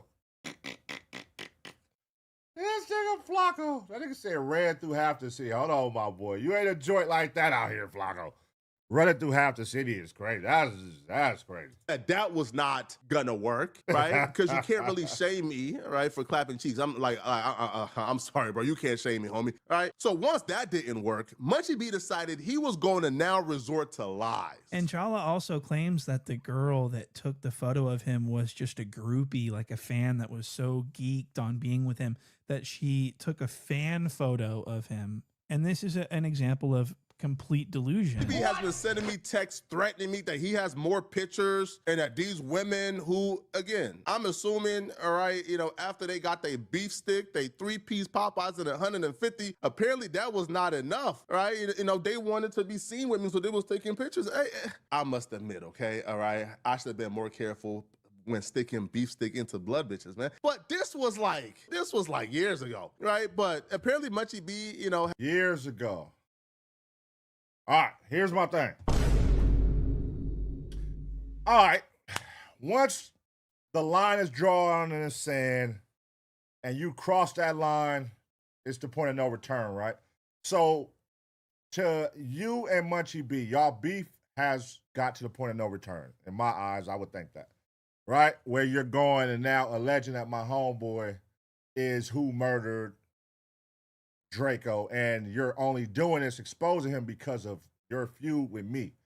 So now if I'm Munchie B and I put out this accusation that, okay, Flakko had sex with a minor, why not take it all the way and do your investigation like Flakko did and actually get evidence to prove that, and because people are already gonna roll. We're living in a time where people roll with the headlines. Nobody fact checks like that. If the headline is spicy and it sounds realistic, and people can see the person that's about doing that, they're gonna roll with it. You know what I mean? So it's like, it's people right now. All he had to do was say it, that believe it. Oh yeah, Flakko had sex with a minor. He had sex with a minor. Like, they're gonna believe that. But see, you got to go a little further, because Flakko went further. Flakko actually promoted it. He gave niggas heads up, it's on the way. Nigga, I'm gonna do this. And if I'm looking at it like, if Munchie B is saying this is my homegirl, he had sex with a minor or whatever, that my homeboy know, it's my homeboy Ho, I know her personally, then brother, you might want to go to the extent that Flakko's willing to go and do your due diligence and get her to give you some information that could prove that. Even though I saw on some screenshots that she said, like, leave her out of it, blah, blah, blah, blah, blah. Brother, that's when you got to go to realizing that she's a hoe and money talks, bullshit walks. Offer her some money for a sit down. That would be checkmate. Offer her some money for a sit down. You know what I mean? Because she gonna fold, she's a hoe. What? I offer her some money for a sit down, and that nigga, if she really that, if you do your due diligence and she really that and you prove that, ooh, that would be a dagger. But hey man, let's keep watching. Has been receiving these pictures and he's threatening to expose him with it. Listen, man, all right, sir, you posted, I call the police, you go to jail. Now, Jala is actively trying to get Munchie B thrown in jail over this photo. He says it's revenge porn, which it is not. but you know, $150 in a 3-2 and then he talking about sending me to jail for revenge porn. And there's no intercourse or nothing going on. And then, you know, that should only carry like 6 months in the county. A fine up to $1,000. That ain't. Hey, bro, no. He said, Munchie be up there with that pistol at no jumper. Wait till after the Tuesday show, the police is gonna pull him over. I said, what's wrong with this dude? I don't carry weapons. And then on top of that, called the cops. And he's also suing Munchie B in court for defamation because of Munchie B's claim that Jala slept with an underage victim. No jumper checks? Oh, ain't no jumper YouTube check. money? His YouTube money? Come on, man. Listen, man, come on, so man. you gonna throw him under the bus? Now, I want to make it clear that Jala says that he did not sleep with this girl when she was underage. He slept with her a series of months after she turned 18. I had her to prove this. Send me screenshots of our first messages because I didn't have access to it anymore. The receipts show my first message to this chick was May 21st of 2025. This was the first time I messaged this chick and began conversation with her. May 21st of 2025. This don't actually say the year though. It don't say the year. It don't say the year. It just say May 23rd.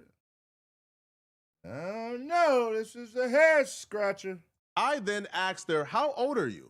She says she's 18. She posted her ID today to prove that Munchie B is a liar. So Jala says that he is out of the woods and in the clear because the prostitute he paid to have sex with him was actually over the age of 18. Now, Munchie B still to this day says that she was 17 and he's willing to defend himself. You don't actually know. You can't prove that he slept with this girl while she was underage, right? Yeah, I can. She did. It's on her thing. She said it was 2024. Okay, she said she was only. She said she was dealing with him in 2024 and 2025. Right. But there is 1.5 months out of 2024 in which she was 18. Or let me tell you something. November's her birthday, right? Not November exactly 2nd. a long stretch of time. Hold on. And it's funny that that's what we're litigating. No. So as you can see, the girl posted and said that, you know, this was in 2024 and 2025. So I don't know what the fuck's going on. You know, Jala said that he first messaged her in May of 2025 when she. Oh, he did just say that. He did just say in 2025, May. Oh, wait a minute. Damn. And she put this was 2024. So she debunked what he, oh no. That's not good. was 18. He didn't say that he hadn't been following her and watching her stories, gazing at her photos for hours before finally messaging. And he didn't say that he didn't sleep with her when she was over 18. He said, this is when I first messaged her. Frederick Jala is my real name. So what is it? What's really going on? What's the real story? I don't know. I'm not, that tapped in. Now, what I do know from looking at all this and from understanding all this is that Jala likes women extremely young. He likes them barely legal. You can tell because he's the type of guy that knows the age of consent law in every state of every country in the world. He's one of these creeps. And Jala acknowledges that it's creepy to know all this stuff. This red flag was Corey Holcomb knowing the age of consent in various countries. Any man even having access to that information makes me feel icky. I'm always wary of those dudes who somehow know the age of consent in every country, in every state. They can tell you the age of consent here and here. They can tell you every state where the age of consent is 16 and every state where the age of consent is 15. People like that, yo, I'm wary of you, bro, because why? So that's actually quite true. He finna cook him. I know the sheriff, he about to cook him. That was a cold setup right here. He about to cook him. I know the sheriff, he be doing his due diligence, man. Go ahead, Sheriff. This is what I love about you, bro. I know you finna cook. Go ahead. Because Jala knows more about the age of consent than anyone in the history of the world. And before y'all start the age of consent nonsense, Boston Richie is in Florida. The age of consent in Florida is 18. Now, here's the thing. Josh Giddey is from Australia, and the age of consent in Australia is 16 years old. Now, there are states in this country where the age of consent is 16, but it has to be a 4-year age gap. The age of consent in Iceland is 13. Pearl moves to the UK for 2 years, where I believe the age of consent there is like 16. However, oh my fucking God, brother. Sheriff, bro. This nigga, how do you even find this shit? Bro, how do you even go back and find all these moments where he said this? Like, what the fuck? Like, that is really crazy to get real key points on when a nigga said a specific thing from multiple videos. That is wild. Damn, nigga. Shout out to the sheriff. Hey, man. Flakko, man. Flakko. What's going on, man? What's going on, brother? You got to get at the sheriff, man. Has he responded to the sheriff yet? The sheriff, I know they was going back and forth doing like suing each other or something at one point, flagging each other videos and shit like that out. But this is definitely this is nigga your kryptonite, right? This nigga for the shoot is cold. Really couldn't charge him for sleeping with a minor because I think the age of consent in New York is 17. You're about to see how crazy gray area this is. The age of consent in South Carolina is 16 years old. And this will open up a rabbit hole of the age of consent. I don't know, man. Drake comes from Canada where the age of consent is 16. Drake was in Colorado where again, the age of consent is 17. At 22, then the state, again, like the age of legal, of a legal consent, right? In Jersey is 16. Because age of consent there is like 13 or 14. So like the niggas are like, but like where niggas go there? I didn't know. Oh my God. How the fuck do Flakko know all this? How do you know each state 13, 14, 16? That's crazy. It makes it crazier because Flakko did the whole setup. Like anybody that knows that is a creep. And then this Singapore shoot got him going crazy, naming all the states and ages. This is wild. He got weird smut on it. Damn, that's crazy. I didn't know that. So Jala knows a lot about the laws of who he can and cannot legally have sex with. What? So Jala needs to be wary of himself, actually. But that definitely supports his case because he knows very well the laws and who he is legally and not legally allowed to, Now, Munchie says that this 17-year-old girl came to No Jumper and met Jala at No Jumper, and Jala says that this never took place. You see how people try to move and I say, you met her here, and then you end up paying for the box. The girl he claims was at No Jumper has never been to No Jumper. No Jumper staff member can tell you they've ever seen her at No Jumper. The girl that Munchie B claimed Destiny came with wrote me and says, you know that Destiny wasn't there in our interview, so why the F people lying? I told her Munchie B is just a liar, bro. This is what he does. The girl that he claims was at No Jumper as a minor never came to No Jumper. Here is messages of her confirming that she'd never been to No Jumper. She says, when did I come to No Jumper? And so Jala just continues to argue these points that no. Now, see, I'm not here to pick nobody's side. I'm just in the middle, and I'm just reacting because this is ABP reaction. Now, this right here sounds like, hey, I'm going to go ahead and shoot you this cheese, but I need you to say this. That's what it sounds like.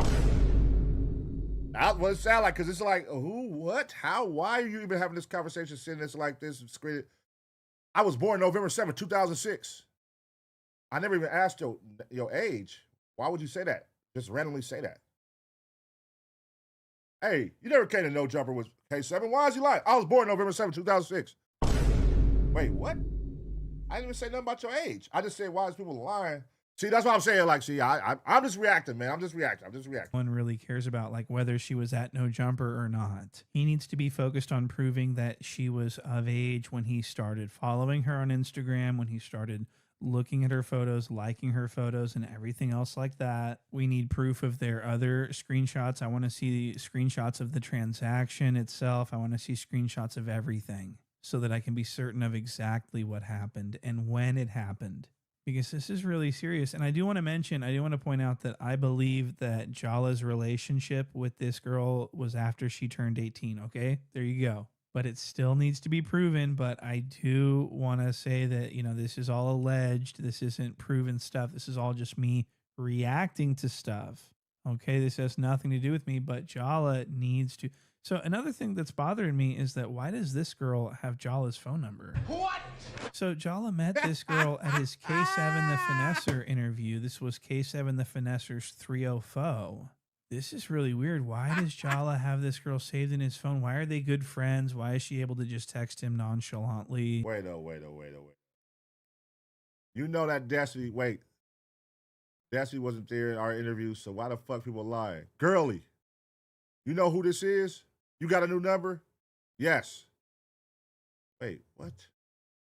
So basically, okay, so she was texting from a number that the person didn't know. I guess it was Flakko. But off the rip, he knew who it was. Girly. And then she gonna say, you know who this is? You got a new number? Yes. Munchie is a liar. That's what he does. Oh, man, this is weird right here. You know what makes this whole situation? Again, I'm not on nobody's side right here. I'm just reacting. You know what makes this whole situation a little awkward? A lot of awkward. First is the allegation, right? Nobody wants no allegation like that on their name, you know? So therefore, if you're a grown man, don't even deal with no 18-year-old, 19-year-old. Man, that's too close. That's too close. You know what I mean? Especially when you're over the 30. When you 30 and over, like in your early 20s and all that, dealing with 18, 19, I get it, right? But when you 30 years old dealing with 18, 19, because then you got these situations where girls do lie about their age. Y'all know we was once young. Even males, we lied about our age to older women. You know what I'm saying? And girls lie about their age to older guys. So even when you're cutting it that close, that's too close for comfort. No, negative. Like, and no, hell no. Get you a grown woman, man, if you're a grown man. Simple, point blank. Now, this situation right here, the fact that they're saying these 304s was coming up there at a young age and being up here in the office, and then on top of that, soliciting sex or getting guys from the office to go have sexual affairs with them and maintaining a relationship of that sexual affair for a year to 2 years. And then everybody knowing that one day, hey, I'm going to use this. If you ever go against me, that girl was 17 years old. He slept with a minor. Well, I'm going to wait till we beef to exploit that. Like, that shit is kind of like, that's not sitting right. Like, why? You know? Because it's like, you're just as guilty. If you sitting here holding on to the fact that somebody slept with a minor and then you like, oh, if we fall out, I'm going to expose that. That's kind of weak too. You know what I mean? So that's a crazy situation. And then if that is, like, now you're opening, these niggas be having prostitutes up there, young girls and shit, and the employees are paying for sex. That's wild, man. It's a whole lot going on in this video.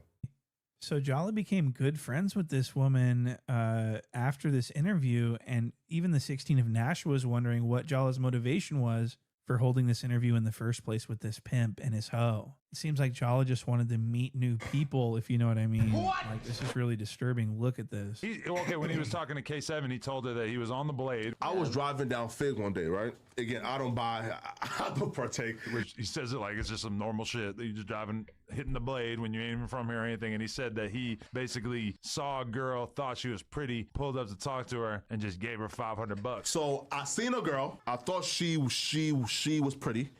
I asked for her like Cash App, and don't say the name out loud or the number, but here's how much I sent her just because she was pretty. Oh, wow. Wow. Can you send me that? What? Hold on, wait. Oh, hell no, man. Wait, what? Hold on, Flakko. Wait. What? Wait, so you pull over to basically tip a prostitute? You tipped her for looking good on the stroll? That's the next level wild shit. Like, nigga, what? You tipping prostitutes? You don't even, I don't want sex with you. Here you go, 500 just for looking good. That is, man, this nigga's next level, bro. What the fuck, Flakko? Jesus. No. And when he said that, K7 about fell out of his chair. That's crazy, man. No, but that listen. made him realize how much money Flakko would potentially be willing to part with without even having to do a sex act. So he's like telling him right away, you need to fuck with girly face right here. That's not tricking because I don't buy pussy. So you feel me, right? Like again. But you just sent it to her. You just sent it to her because she was pretty. Well, look, I'm gonna introduce y'all. Y'all can handle whatever y'all gotta handle. The question is kind of like how much interaction K7 and Flakko had before that interview that led to them doing the interview. Was it just that he thought it was an interesting idea to interview this guy because he's affiliated with the Stink Team, he's a pimp, whatever. It's not the worst interview in the world, but maybe they had been building some rapport. We don't know. And it does seem that way, doesn't it? Because in this next clip, we're going to see K7 alluding to a conversation. I see what you just planted the seed on Flakko right there. I see what you just did right there. Because now that raises a question like, what type of, before you set up this interview, what was y'all encounters beforehand? Was you using him to solicit sex with his girls, or if that is his thing? I'm not saying he a pimp. I don't know what the fuck he doing. This is all alleged. But was that your relationship, and then he worked the wiggle up here to an interview? Because your boss is saying, I don't know why you did an interview with him. Basically, that's what I got from that. I don't know why you did an interview with him, but hey. With Jala before this interview, where Jala explicitly told him that yes, he is willing to pay. What? Jala is my real name. I was just driving, right? Are you a trick? I'm just playing. Flakko a trick. Are you a trick? Flakko a trick. Have you ever paid for pussy? Remember that conversation we had? Listen, now look, right? So look, here's the last. He said he'll pay. Right? Look, right? So here's the last. Right? So look, here's the last level of tricking that I did. It's not bad to be a trick, though. It's not. Huh? It's not bad to be a trick. Man, you know what I'm saying? Listen. So, I mean, at this point, after seeing all of this evidence, I'm pretty much sold on the fact that Jala is the biggest trick, the biggest John in LA. What? And he has no shame about this. He thinks that this is normal. He thinks that this is something that you can brag about. Yo, listen, you know, like the best spot now, bro, like to find women, right? That I probably bag, you be out here back. Stop it. Right? I probably bag 3 from here. Bro, Crazy Girls is where to go, man. Crazy Girls? Yeah, This bro, nigga said, "Do you know where I back?" Bro, Crazy Girls. And then the answer is, you feel me? and then he said a strip club. Crazy Girls of all strip clubs. I'm telling you, yo, the hoes be there, man. Nigga, trick. Wow. So this is it. This is Crazy Girls. This is where he blew up Crazy Girls. Put them all on the map. Put them all on the map. Yeah, that's nasty work, bruh. Airing them out. Crazy Girls shut down right now anyway, though. Jala says he picked up his girls from that he fucked. What? Jala was physically at this location. He walked through these very doors. He went inside. He spent thousands and thousands of dollars. He took them home. He fucked them. It smelled so fucking disgusting. And that's why he got away with it for so long. These girls, they didn't Why you put that nigga on the porch steps? really want anyone to know about it. What? Because they were so disgusted by it and they just wanted to forget it. They wanted to wash it from their memory. This nigga said, you know where I've been knocking all the bitches at? And then he said a strip club. That's what they're paid to do. As soon as they get in there, they all on you. Pulling your shirt, all kind of shit. Stop it. What though? I thought that nigga was going to say. But not the actual strippers though. Sizzler or some shit. There. Oh, you be knocking random just girls kicking it? At Crazy Girls. Yeah, of course. Okay. I don't know about that. Hey. No, wait though. I didn't fuck like one like bad stripper there, you feel me? From Crazy Girls.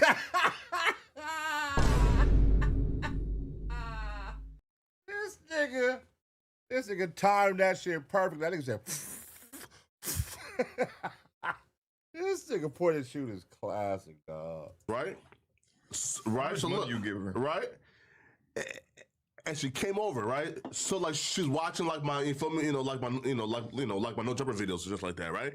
That's what he do. He go to the crib, he kick his feet up and be like, look, baby. Wait. Bitch, I work for no jumper, bitch. Tell her to lay on the bed and be like, look, baby, I'm finna show you. Hey, you know what? I'm being real. Okay, so he's paying strippers to come home with him. He's putting on his no jumper videos. What? And Munchie B makes a great point here. He says, why is he bringing them to his house? I didn't even think about that. That's completely disgusting. They're probably leaving skid marks all over his furniture and everything. Naked in the chair was a different time. This is some whole other shit with the eating up the chair shit. He needs to stop that. And why are you so comfortable? And why'd you bring it hoes to your house? Yeah, that's insane. Yeah, that was a question that I asked earlier. Like, letting prostitutes come to your house is, wow. You know what I mean? Like, you just look at all the cases you see, especially like, L.A. and Vegas and what these prostitutes be doing to these niggas, man. They'll get your ass set up. They'll hit you with some shit, put you to sleep. You'll wake up 2 days later. They be having all kind of shit going on, man. Just let them come into your house and now they know where you live at. They could come in this motherfucker and this is L.A., man. Like, they'll leave that fucking door open. Y'all go in a room, the bitch done left the door open for niggas to run up in there and do their thing. Like, you got to be careful out here, man. Careful everywhere. That's everywhere, nigga. Wherever you go, dealing with these fucking bitches, y'all don't know. You can't do that. And so there you have it. Jala is disgusting regardless of whether this girl was 17 or not. He's hiring 18-year-old prostitutes to do his bidding. That's disgusting. And that's all alleged. I don't know if any of it's true. So thank you guys for watching this video, and I'll see you guys on the next one. Oh, man. Shout out to the sheriff. Shout out to the sheriff, man. Shout out to the sheriff, man. Flakko, man. Sheriff, you got to get that sheriff, man. And we got to figure this out, man. This is some cold shit they're trying to allege on your name, brother. You know what I'm saying? I don't know. I ain't kept up with this. I don't know where it's at today. If this is a update, if it's still going, did y'all finally clear it and the people accepted the clearance of the girl saying she was 18? Did the people let it go, or is it still an ongoing thing right now? You know what I mean? But I will say, I think if that is something, and I mean, all gloves is off. Like what Flakko did to the B team and Munchie B, it's only right that they go the extra mile and get to the bottom of that. Like I said, I think, paying her some money to come sit down. I mean, she, who knows, man? Pay her some money and you never know what she could say. I don't think she's used to doing podcasts and, with this shit, you know how to get motherfuckers in a trick bag asking questions and shit. So, I don't know. Get her to sit down with you, brother, and maybe you might come across something that could open up open up Hell's Gates like he did with that video, on Draco. So, hey, man, eye for an eye. That's how I go, man. Let me know what y'all think about this situation, though. Let me know what y'all think about these allegations on Flakko, man. Do y'all think they're true, false? Is Munchie B just saying that? Is Munchie B true? Did he prove it? Fill us in if you know. You know what I mean? I'm going to give y'all 2 seconds to smash a like. And as always, get ready for the next reaction.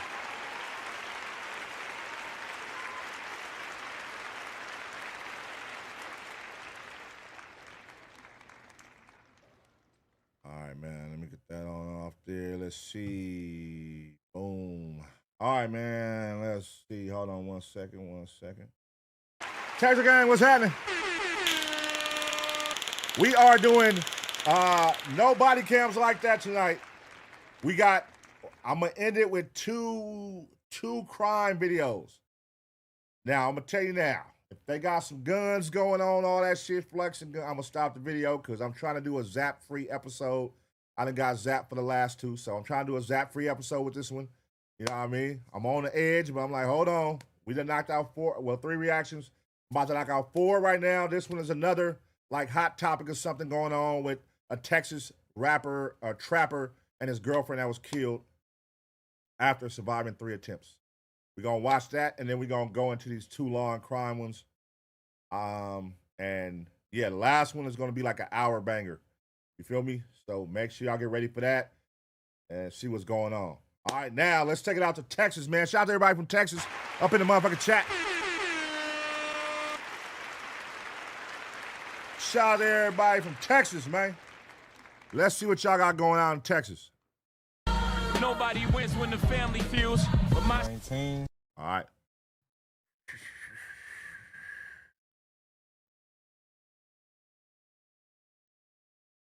All right, let's see. All right, y'all. We back with another reaction right here on ABP Reactions. And right now, we're going to take it out to Texas, man, where a trapper and his girlfriend was killed 24 hours apart after he survived 3 attempts. That's crazy. Let's react. You niggas better hold on to that shit if you ain't just having it like that, man. Real talk. Save for the rainy day. No, I'm gonna save mine. Shit, whatever. Continue to follow the person who shot and killed a man in East Austin is still on the run this morning. I'm Sally Hernandez. And I'm Tom Miller. Last night, several people called 911 saying they heard gunshots on Bandera Road. It's off of Springdale Road near MLK Boulevard. In Northwest Austin. This happened early this morning on Brazoria Lane near Lakeline Boulevard and 183. And that's where we find KVU's Michael Courier, who joins us now with the latest. What can you tell us? And good morning, Michael. Brian, Yvonne, good morning. Yeah, this is the 18th homicide investigation that is taking place according to police. And the investigation is taking place at a gated community, which you see behind me, which is called The Cottages. Now, it has been very finding what they say was a 35-year-old man dead.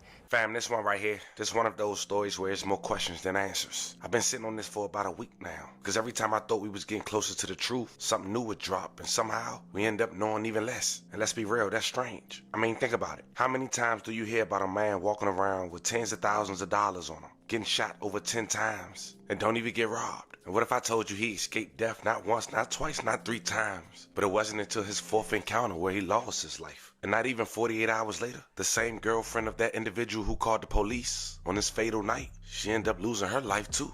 So we know out the gate, at least for her boyfriend, it was personal. But what would make her want to lose her life immediately after? Or was her murder orchestrated to look like I mean, after all that, it's no clear reports, no solid answers, and just rumors. Some people saying it was a setup, others saying it was retaliation. And then you got those who believe the situation goes way deeper than anything being said publicly. So today, we might not have every detail, but we have enough to lay out the timeline, present the facts, and pay our respects. But before we go over this one, I want you guys to remember, I don't give you no angle. I just give you the story. So with that being said, make sure you like, comment, and subscribe. We're gonna jump right to it. If you ever wish payday came sooner, this might actually help. It's a all right, hold on, let me fast forward just quick. Get to it. Because that's literally what the app is designed for, helping people like you handle your finances. I'll catch y'all on the next one. Let's check out the video. You gotta take this one to Austin, Texas, fam. And nah, not the version you see on postcards, not the music festival, not the college life. I'm talking about the side of Austin that don't always make headlines. Because as fast as that city is growing, so is everything that come with it. Money, pressure, and problems. I was not expecting Austin.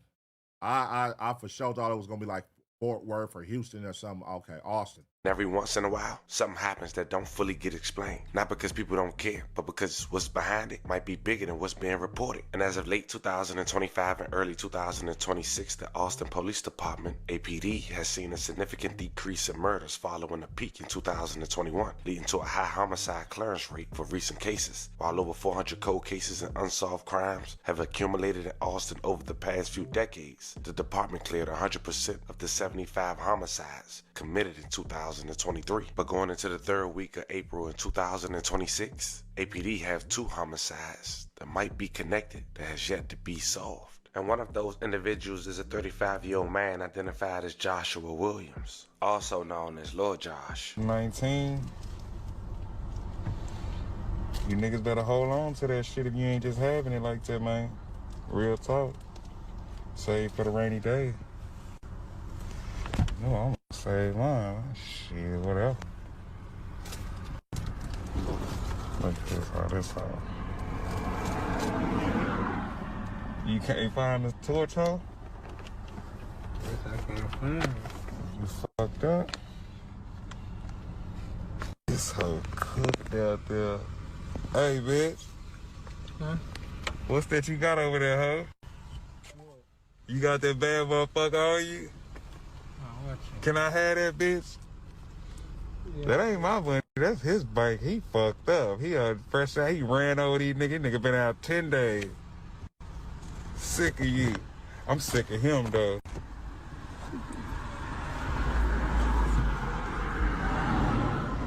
I'm sick of that hoe.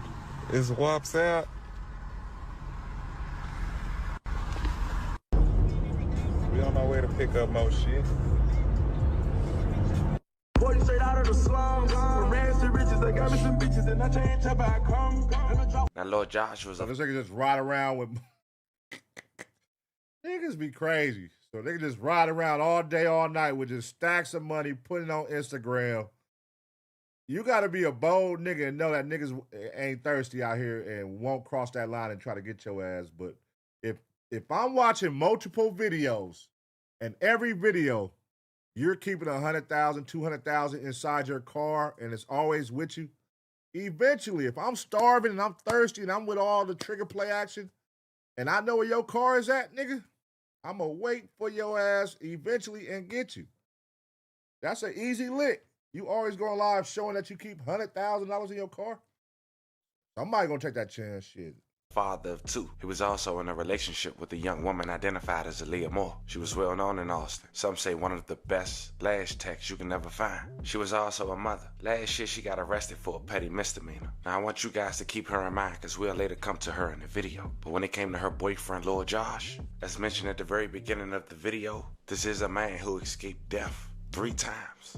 And that's just what's public. One of those incidents happened in 2021. Lord Josh was riding in the car with his friend, 23 years old, Darrell DeRay Davison, aka Poetik. It was September 20th, 2021. They was in East Austin on the 4700 block of Bandera Road. 911 received a call of multiple gunshots in the area. Callers also reported hearing the yelling before the gunshots. Then a woman had ended up screaming. When suddenly, a man identified as Ronald Charles had approached the passenger front side door and ended up shooting, aiming at Lord Josh. But Poetik is in the passenger seat, and instead he gets struck before being pushed out the car as Lord Josh tries to escape, left on the ground before authorities got there shortly before 8:30, pronouncing him deceased. May he rest in peace and love condolences to his family. Ronald turned himself in to Travis County Jail 3 days later on September 23rd.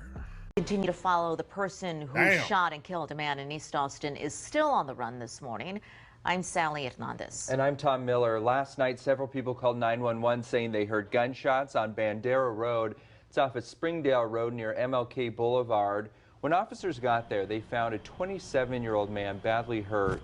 They tried to save his life, but police say they weren't successful.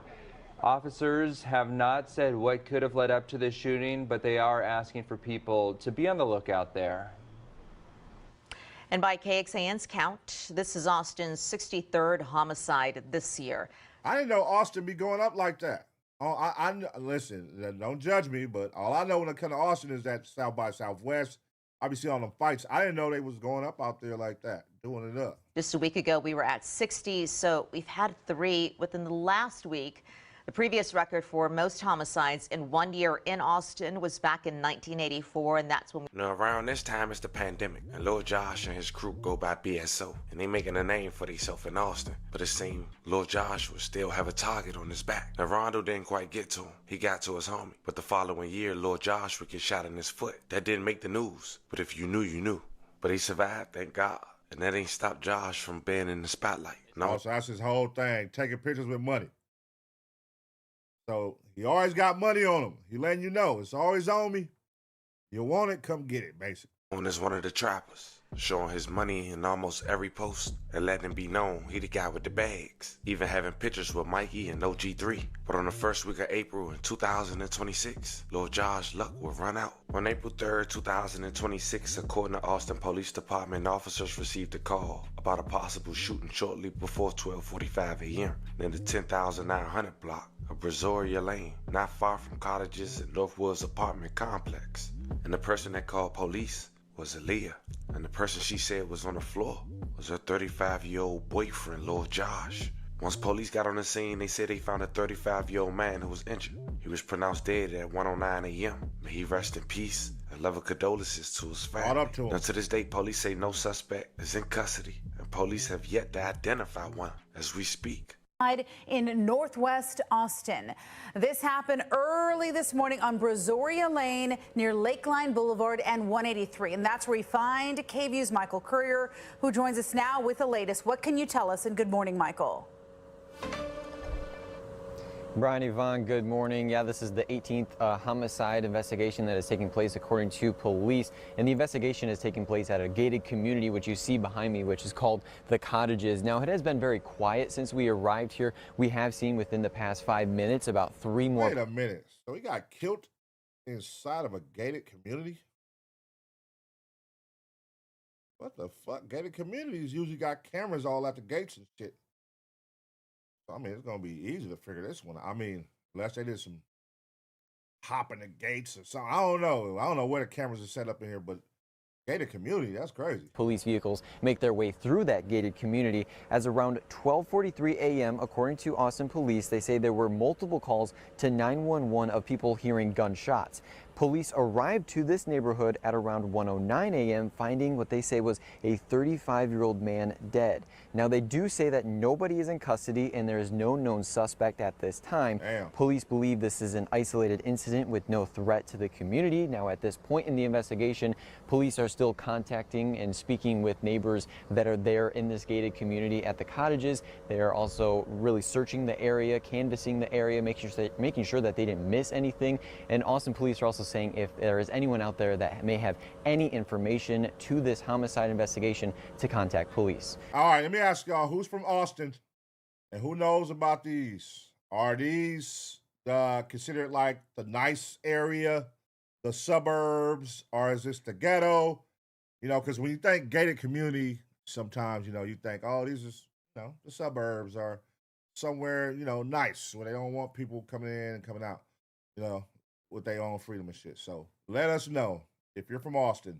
Is this the ghetto or is this the burbs? Nice area, rich area, poor area, poverty. What's going on here? Reporting live in Northwest Austin, Michael. Now here's where things get tricky in this story. Following Lord Josh's murder, 24 hours later, the person who made that phone call to 911 about Lord Josh being gunned down would suddenly have questionable moments following her demise. Aaliyah, it was reports that she got her father's firearm. That's only speculation, maybe for protection. I mean, her boyfriend was just gunned down in gruesome fashion with all his money on him and jury. It wasn't even a robbery, it was a hit. But then by April 5th, 2026, it was reported that Aaliyah had allegedly lost her life. Except this time, there was no trail, no news report, and even some suggest she did it to herself, or it was possibly a setup, which makes you put everything in perspective. If it was because she lost her boyfriend, I'm not sure a strong mother would do such thing knowing she had kids. But nonetheless, may Aaliyah rest in peace and love and condolences to her family. But then hold on, that's the only information you got? Got to the point, fam, where a Texas well-known trapper and his girlfriend lost their lives less than 48 hours apart. Crime scenes. Yet and still, no arrests and no real reports. And by April 7, 2000... Hold on, man. Hell no. We need some information. Oh, hell no, man. What the fuck, man? Wait, so the girlfriend just mysteriously dies and nobody know nothing? so he get killed, nobody know nothing. She get killed, nobody know nothing. Damn, what the fuck is going on? Damn. Late night. He got killed late night, gated community. Well, my question is, was that his house? Was that their house together? Was that her house? And then she ends up dead. She got kids. They're saying, oh, listen, a mother over her boyfriend. I don't know about that. where she got, she got responsibility. She got kids. She'd kill herself over her boyfriend. And I don't know. Wild times we live in. I don't know what people be thinking. Who knows, man? And at 26, a person who knew Aaliyah went to social media and said the following: "My heart is truly broken. Aaliyah was young, full of life, a true boss lady in every sense. I was her first lash tech, then became her trainer. She was fresh out of high school when she took off. No 9 to 5, just lashes, hustle, and pure drive. She built her own lane and stood on it with so much confidence. Aaliyah was a go-getter, a beautiful soul, and carried herself with so much grace and pride. If you knew her, you knew. She always kept a bankroll. That was my girl. I'm hurting in ways I don't even have words for. I'm gonna miss that beautiful face, those pretty eyes, your energy, your presence. Until we meet again, pretty girl. I am so sorry." Hey, rest in peace to both of them. But I want to ask you a question. What does it sound like to you if somebody comes at midnight? You're known for having money. You're known for trapping every picture, every post, every this. They come at midnight, late night. That's a late night. You end up getting shot, but they don't take your jewelry or your money. What does that mean to y'all? Because you would automatically assume, oh, he got killed because he always flexing his money. They can't get his money. But they left his money. So what does that tell you?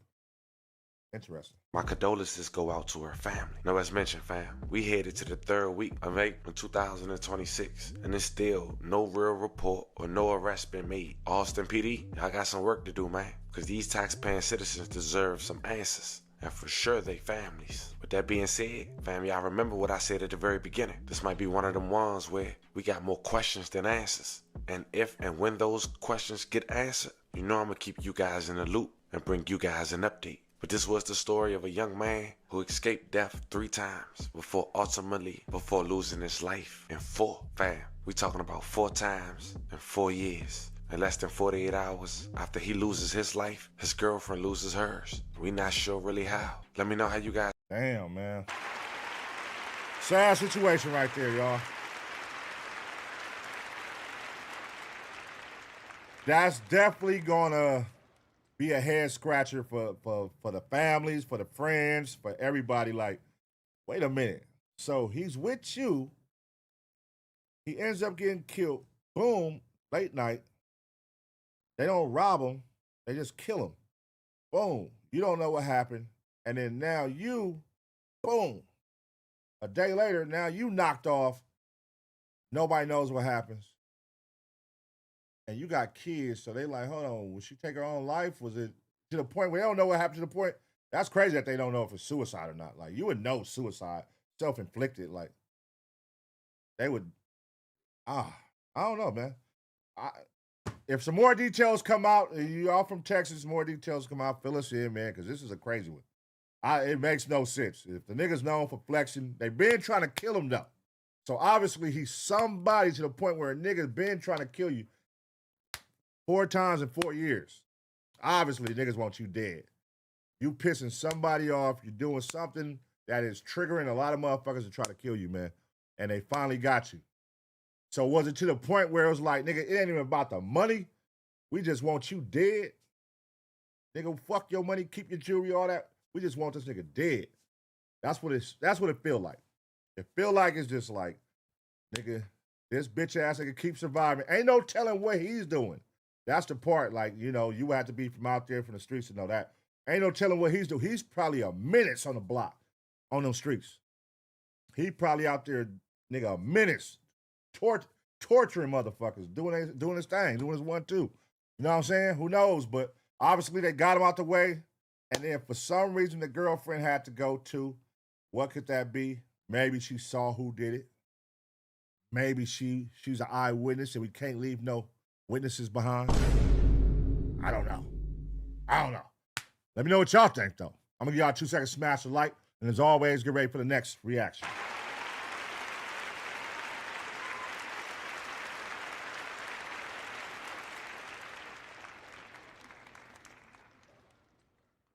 Spark plug, I see you. Taser Gang, New Zealand in the building. New Zealand. You know what I mean? South Africa is in the building. We got South Africa Taser Gang. We got New Zealand Taser Gang. We got to add New Zealand flag. We got to get some more emojis first. We should be able to put some more after tonight. You know what I mean? Hey, thank y'all, man. Thank y'all, man. We having a good time so far. We good. Knock on wood. No zappity zap action tonight. We going to make it all the way through. I'm predicting that. We going to do it up. We going to give y'all full episode tonight. We got 4 reactions right now. We got 2 more to go, man. 2 more reactions. I'm going to keep it a band with you. I'm going to keep saying this. I'm not trying to get zapped tonight, man. So if this motherfucker... Now I'm finna react to 2 videos that we had left over from what y'all selected. All these ones right here that we for, those are my selections.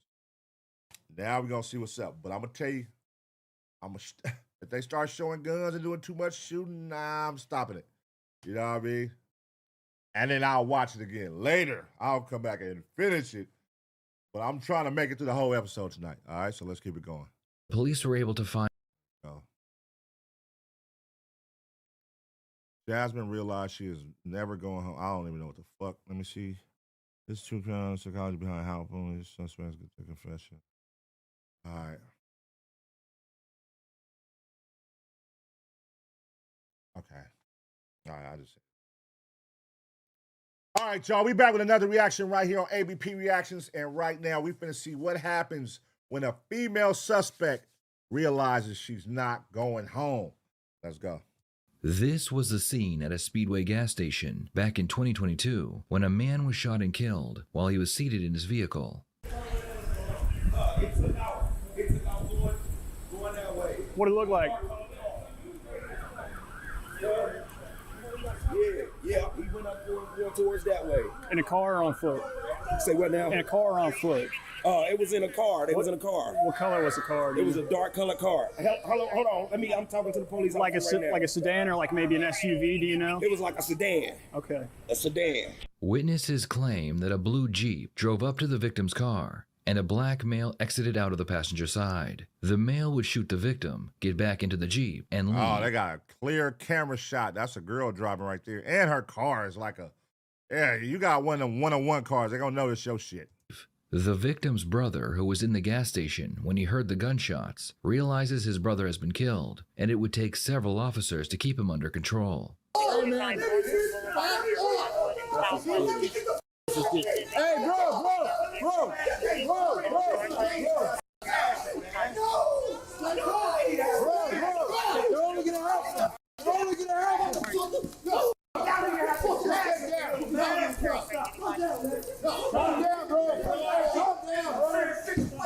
The shooting would lead to... How the fuck y'all gonna arrest that nigga because he crying because his brother's shot? Like, what type of hoe shit is that, man? The nigga brother's shot. Of course he gonna be emotional. Y'all finna arrest the nigga, put him in cuffs and shit. Like, that's crazy. Multiple interrogations, including a female named Jasmine Jones, who witnesses claimed was driving the getaway vehicle. Because that's exactly what you're doing. And you know what? You're going to go to prison for the rest of your life. You are never going to see your children outside of a prison gate. Never.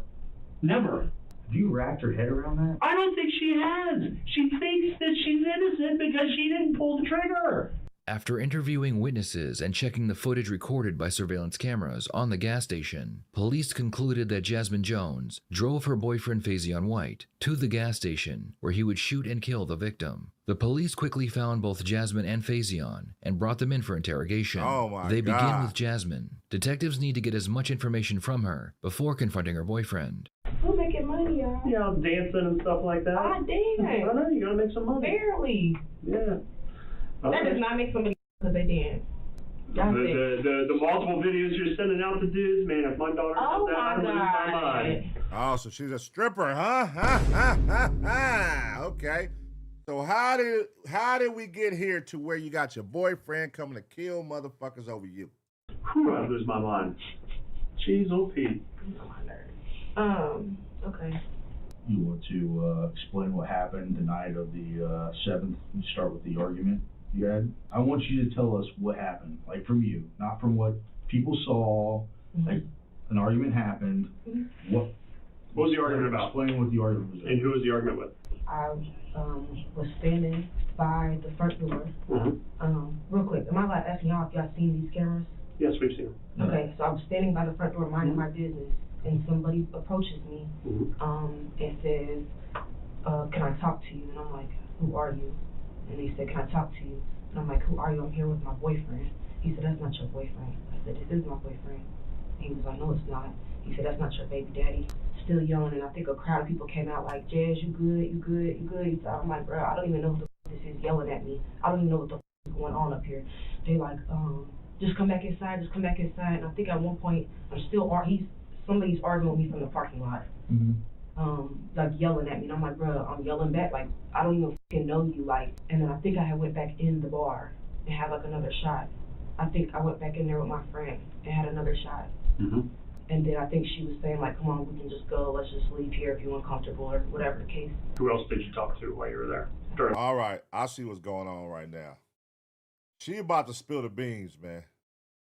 I'm predicting that she finna tell the whole truth, nothing but the truth, so help me God. She about to roll on her boyfriend, roll on her friends, everybody.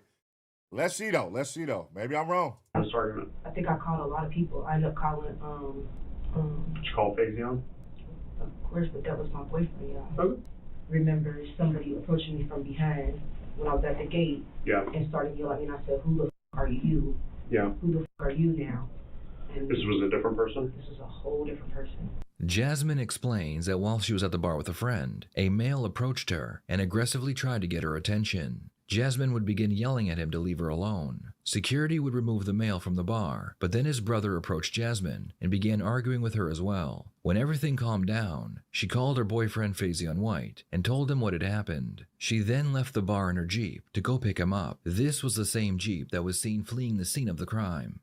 We know you were driving a rental, okay? And the reason why we're asking you questions that we already know, that you should probably know why we're doing this, is to show your honesty. And we believe that you're being serious about being a rental. But obviously, you're not wanting to say what the make and model is because you know that we know what the make and model is. Even though you did not pull the trigger, you are still charged and face the same exact penalty as Faison, who did pull the trigger.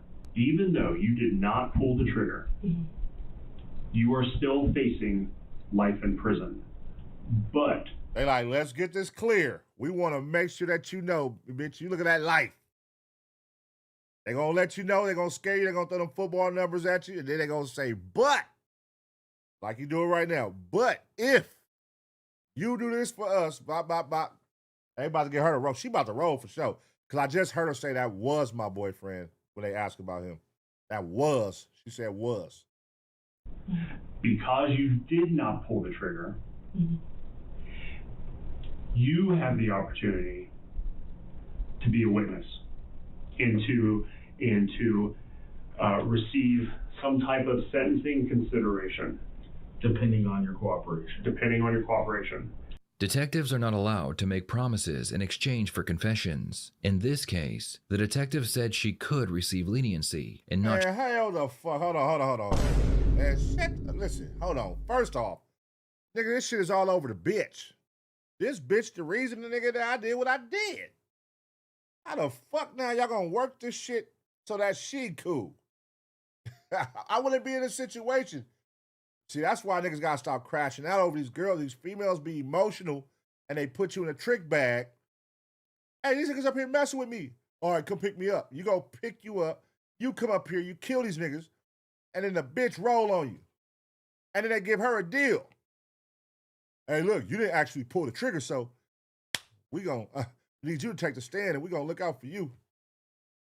That's fucked up, nigga. Played himself, tricked himself off the streets, man. She will receive leniency. So ultimately, the whole scope of things, you are facing a minimum of 15 years to life in prison. No matter what.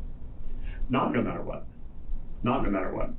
So the prosecutor's office can give you consideration to where they can amend the charge to a lesser, to change it to a different charge, to lessen the charge that has a different penalty.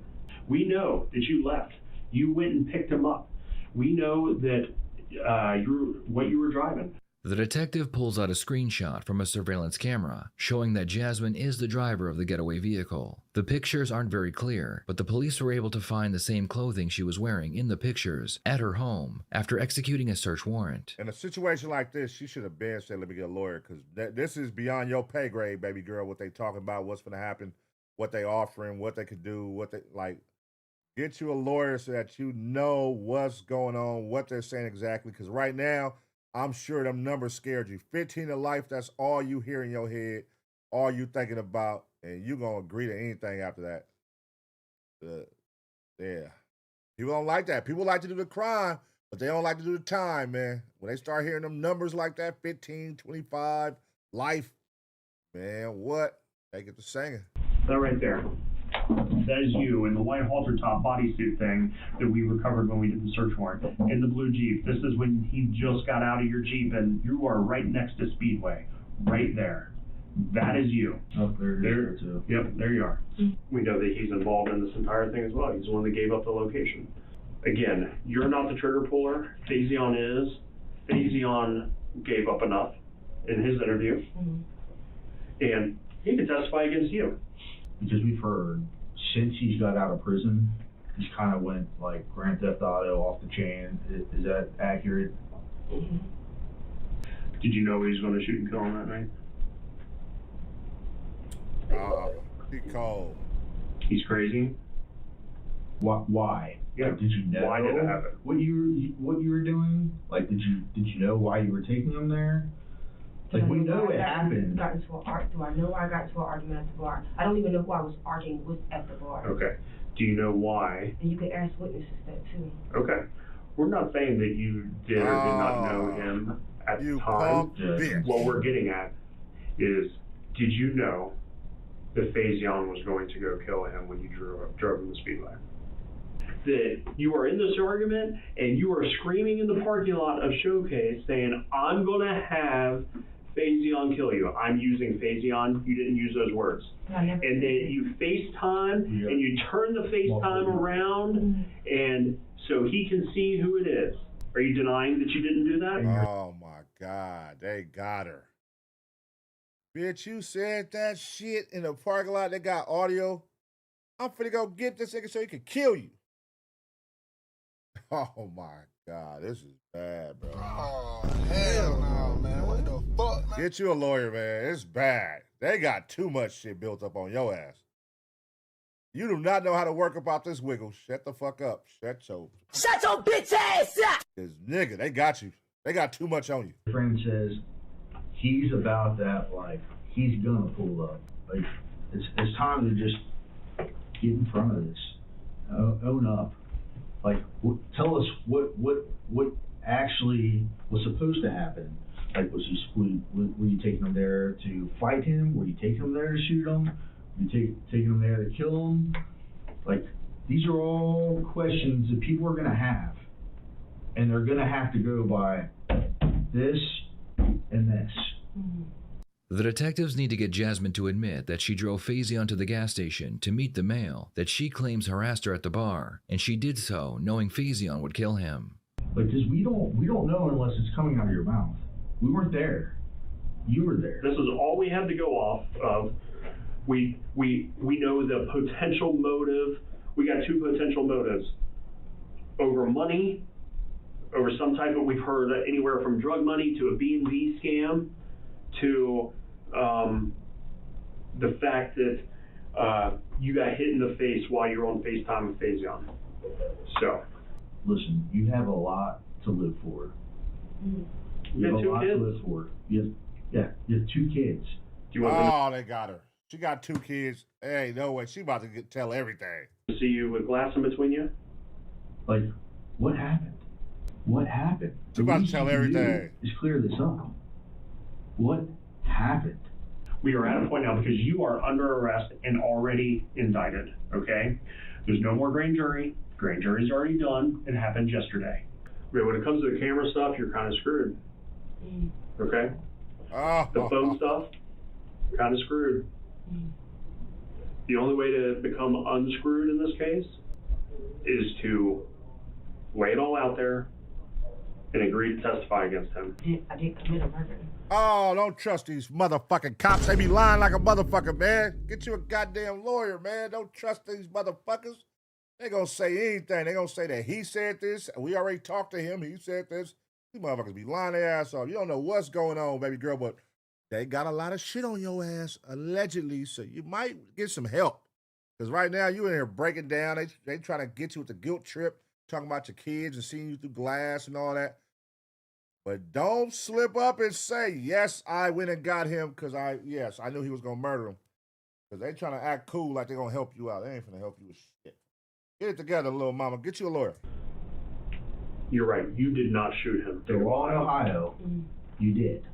And because you can't change that. You were complicit to it. So I'm complicit to murder. Mm-hmm. Which means that... You're charged with murder. Like, but you keep trying to say, like, I did this, I did this, I did this, I did this. I keep telling y'all, y'all see the cameras, y'all apparently hear what was being said. I don't even know these people. That has nothing to do with the events, the chain of events. I don't care if you know him or not. That means nothing to us, honestly. Answer the question. Did you know he was going to kill him when he got out of the Jeep? They packing her out, man.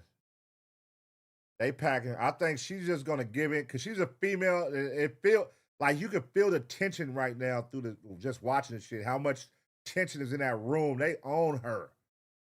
That's why you can't handle this by yourself, little mama. You know you guilty too? Man, shut the fuck up. Your lack of answer means yes.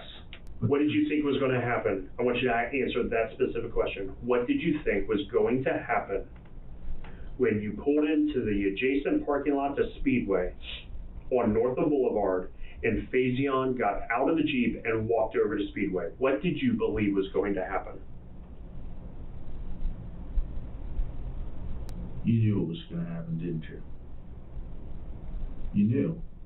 The detectives try for almost an hour to get Jasmine to tell them what she believed Faison's intentions were when he got out of the vehicle. Jasmine realizes that it's a trick question and that any answer will show that she was the driver of the vehicle. The detective has finally had enough of Jasmine's games, and he lets her know the cold hard truth. I don't feel comfortable with this question. The reason you don't feel comfortable with these questions is because they implicate you. Because you're admitting.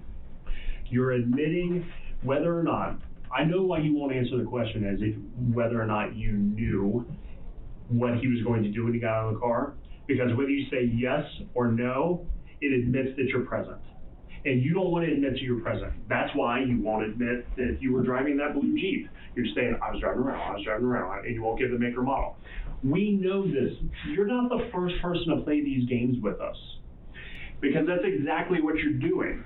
And you know what? You're going to go to prison for the rest of your life. You are never going to see your children outside of a prison gate. Hold on, Mr. Friendly. You was just cool with her. Now you over here threatening her, man. What the fuck? Oh, hell no. You know what I mean? What the fuck? All that good cop, bad cop bullshit y'all was on. Y'all was over there acting like y'all was going to help her.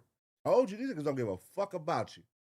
You just another motherfucking number. They finna throw your ass in there. They feel like they already know what's up, but it ain't what you know. It's what you can prove. So just what if them cameras ain't catching good angles of you? It could be any girl light-skinned driving that damn car. Hey, man, listen, get you a good lawyer. They can argue this shit. Get you a good lawyer now. What we got? You got some rock-solid evidence, motherfucker? Y'all got some rock-solid shit? Or are y'all saying, y'all need me to admit that was me? But, you know, clearly she knows enough to where she ain't giving answers. So shout out to her, man. She must be watching ABP Reaction. She know enough. Never. Your mother is going to raise your children. Life in prison. And you know what could happen? Faison could take a deal and you take this to trial, and then you are going to lose your trial and you're going to go to prison for the rest of your life. And Faison, who actually did the murder, is going to be out way before you. And you're not even the trigger puller. Have you wrapped her head around that? I don't think she has. She thinks that she's innocent because she didn't pull the trigger. You don't get it. This is hilarious, actually. The person who could get the deal, the person who shouldn't be in prison the rest of her life is the one who's going to end up in prison the rest of her life. Y'all seem like I shouldn't get the deal. I shouldn't get the deal, but y'all are not even. What deal? What am I get? What are we doing? Nigga, let's talk. Now she's saying let's talk, motherfucker. Y'all keep saying deal, deal, deal. Bitch, you ain't offered me a deal. That's what she waiting on you. And y'all can't make no promises. So that's where now she got you. Because y'all can't make no promises. So, yeah. Well, let's see how they handle that. At this point, it's like, take it to trial. Good luck. I can tell you right now, you're going to need a ton of it. A ton of luck. Because we've got, again, more on you. And we've got a lot on Faison. Nothing. He's down in the Justice Center right now. We have more on you. More. Jasmine would be charged in connection with the case. Meanwhile, her boyfriend Faison was sitting in another interrogation room, waiting for his turn to be interviewed. Come on, man. Let's see how this go. Early predictions, man. How y'all think Faison finna do it here? Is he finna shut the fuck up? Is he finna talk? Is he finna take accountability? Is he finna put it on his girlfriend? Which one y'all think? Which one y'all think? Is it cold? You want me to see if I can get you a blanket or something? Okay. So do you have any idea why you're here? No idea at all? But Jasmine went out that Friday, the 6th, into the 7th, that Saturday. She got into an argument with somebody. Do you recall that argument? No. So she called you and talked to you that night multiple times. So basically, just want you to know what we're investigating. We're investigating the murder of Michael Jones, okay? Okay. Michael Jones and Malik Jones got into a heated argument with Jasmine. Heated argument, they get kicked out of the bar, and she's screaming threats while she's on FaceTime with you. I'm gonna have a baby daddy kill you. About an hour and a half later, he is shot and killed. Do you recall any of that? No, sir. You do recall it. You know exactly what happened. No, I know what happened. The entire murder is caught on video. Jasmine, driving the blue Jeep, is seen leaving Showcase. We got her picking you up, her dropping you off in the adjacent parking lot, and you walking over. Not only video, we have overwhelming cell phone location data from your phone, the one that you had at the time of the murder, through Verizon. Like, for instance, we know about every once, maybe sometimes 2 times a week, we know you go to Georgetown, Kentucky, and sometimes Frankfort, Kentucky, to pick up your fentanyl. Oh, shit. Damn. Wait a fucking minute. That nigga, look at his face. You like, what the fuck? He gotta maintain his face though, but he definitely like, what the fuck? Yeah, they shit on you, brother. Let's see. We know it, and we don't give 2 shits about that. We don't care about the drugs. I don't care what you're doing. Okay. And just so you know, Jasmine is also in custody right now as well, and she's being interviewed. She's facing the same murder charge that you're facing right now. Just so you know, in case you haven't been told, you are under arrest for murder right now. Okay? Once again, we have a suspect being told they are being charged with murder, yet they show no signs of concern or emotion. It's not a matter of if, you did it. It's to us, it's why. Like, what caused you to do this? Did he make threats to Jasmine? Were you trying to protect her? Like, what brought you there? I'm sorry, you guys, because I didn't harm anybody. I'm sorry, you guys. Nobody picked me up in no Jeep. Nobody took me to no bars. And so, I really don't know what to tell you guys. I really appreciate you guys letting me use the bathroom, too. But... Yeah, good luck, my boy.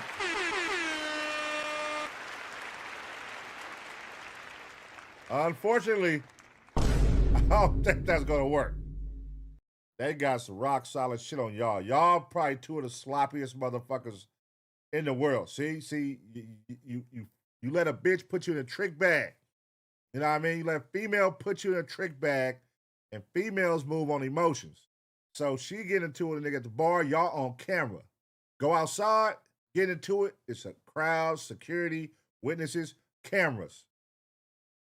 And she yells out the most obvious thing that can connect you. I'm finna go pick up my baby daddy, and he finna kill you. An hour later, you get killed. In the same car that she drove off in to pick you up, came to drop off the guy who killed. After her saying those words, it's like, God damn, but y'all gotta get y'all a lawyer. Do y'all think they can do it? Get a good lawyer? They got some money? Y'all think they nah. I didn't harm none of them. I didn't go out and go nowhere to no clubs or no bars and get into it with nobody. Well, Jasmine says different. I'm sorry, I don't know what nobody says, but I'm telling you what I did. Okay. This is your chance to get in front of it, man. It's nothing for me to get in front of. There's a lot for you to get in front of. I'm telling you, if you're gonna stick to this, it's not gonna work, and it's not gonna look good. It's not a good look, especially in front of a jury or in front of a judge or however you decide to do it. Not a good look. You need to come out in front of this.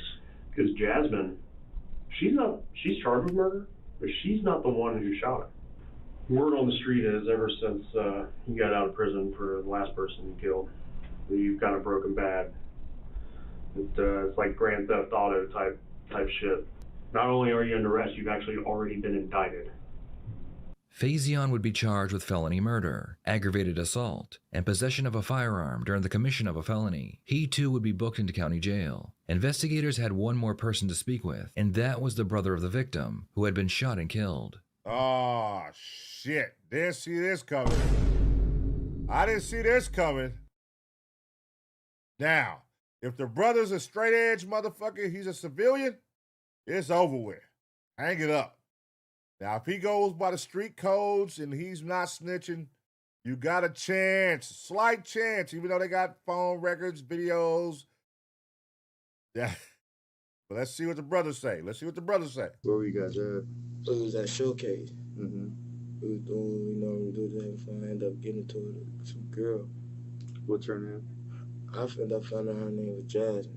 Oh, so it's over with with. Jasmine, what was the beef over? Like, what were you guys arguing over? Well, I can't even remember. I was intoxicated, to be honest with you. I just see her on the phone. I don't know who she called. And from my findings, you do know who her baby daddy is. And listen, man. Again, like I'm sitting here with you to try to bring justice for your brother. For sure, I'm trying to help you the best way I can. And I need you to be completely honest with me. All right, what was she driving that night? She was driving a Jeep. All right. Oh, shit. Here we go. Yep, the brother's folding, man. Crack like breakfast eggs, for sure. All right, so you guys were at Showcase. You guys got into a verbal disagreement, and security kicked you guys out, right? Is that what happened? For sure. Okay, and from there, you went to Shell gas station, where Jasmine followed you in a Somebody Jeep? followed me in a Jeep. Somebody. Who's Jasmine with?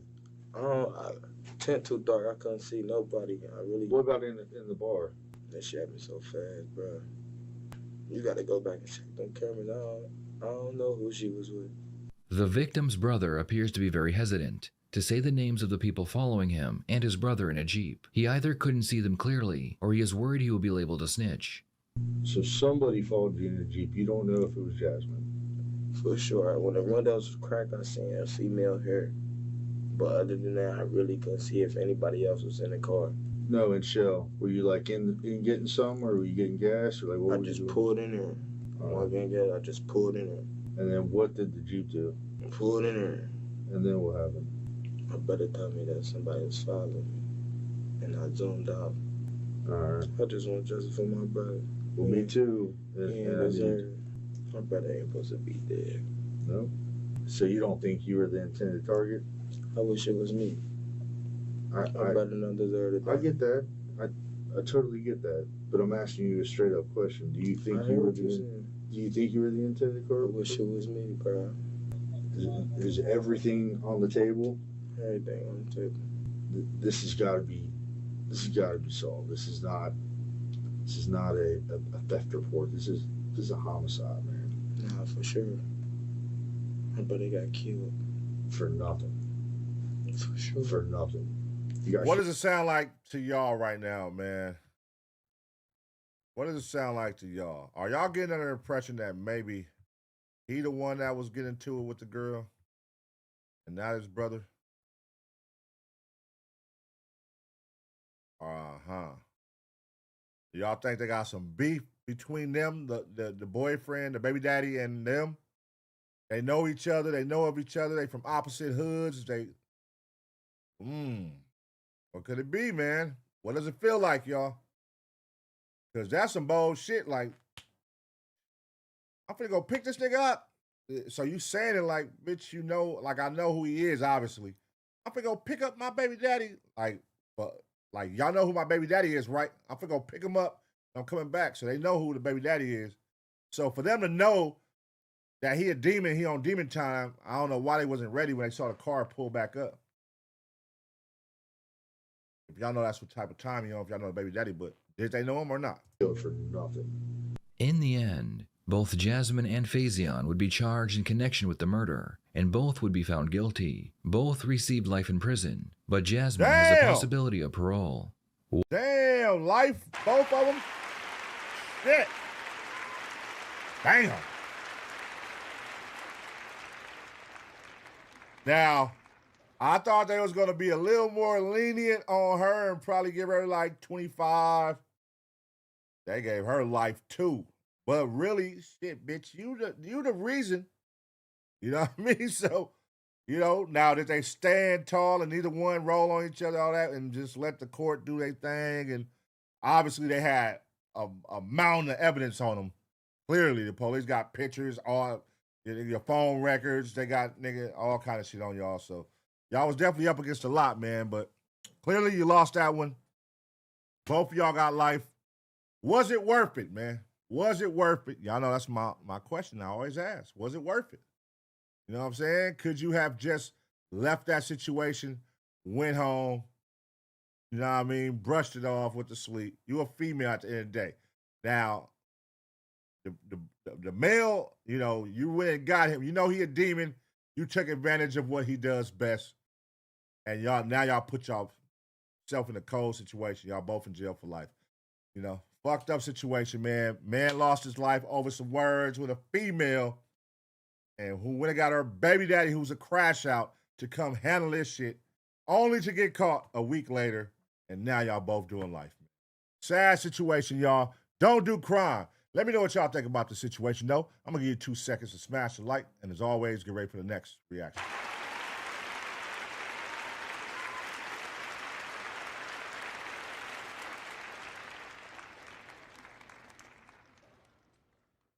Terrible, terrible, terrible, man. Terrible, terrible. Crashed out. I wonder what the real, like, they didn't really give it, like, what was the dialogue between them in the bar? Like, she said he was trying to holler, but I don't know who he is. But was it like on some, like, bitch, shut up? Or do you know who that is, like the baby daddy ops? I don't know. What type of energy is that giving y'all, man? I don't know. That's a crazy one. All right, we're going to end it right here with a banger, man. This is an hour banger. We're keeping it going, keeping it rocking. We have made it to reaction number 6, man. This is the last one tonight. I predicted we're going to make it all the way through, so let's do it. And again, if it gets to some pulling out pistols and all, it's over with. I'm stopping it, and we're going to end it there. You feel me? Make sure y'all get y'all membership, though. I'm going to be going live again tomorrow, members only. I'm going live on the main side. This is usually something I would do on members only on a Sunday. But since I got zapped on Tuesday and zapped on Thursday, I said I was going to come over here and make it up for y'all. You feel me? Make it up on the main side. Shout to the Grays. Shout to the Grays. I was going to come over here and make it up for y'all on the main side, you feel me, to make up for Tuesday and Thursday. And then I'm back to my normal, doing my members only tomorrow. So, hey, send me some hot topics, man. Discord. If y'all got hot topics, not just law and crime, I want y'all to start sending like dope shit. That would be dope to react to. Obviously something interesting, you know, not like no basic bullshit. But drop that in the Discord. And if you don't know how to do that, you got a video you want me to react to? Join the Ace Pit Discord right now. Scan the QR code on the screen, hit the entertainment tab, click reactions, and drop it in. Super easy. Submit today. All right, man.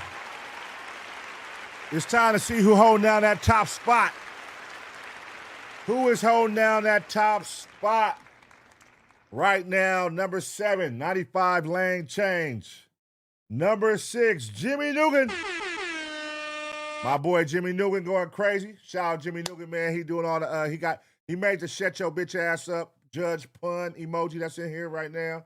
Shout out Jimmy Nugan, man. He be going crazy in the Discord with all type of shit. Number 5, from the 206. Number 4, Gangland Andretti. Number 3, Flow 92. Number 2, Life and Times of BG. He done got knocked down to number 2, man. Oh, shit. And new number 1, Danny F. Let's go, Danny F. Real Taser Gang shit right there. Real Taser Gang member right there, Danny F in the building holding it down.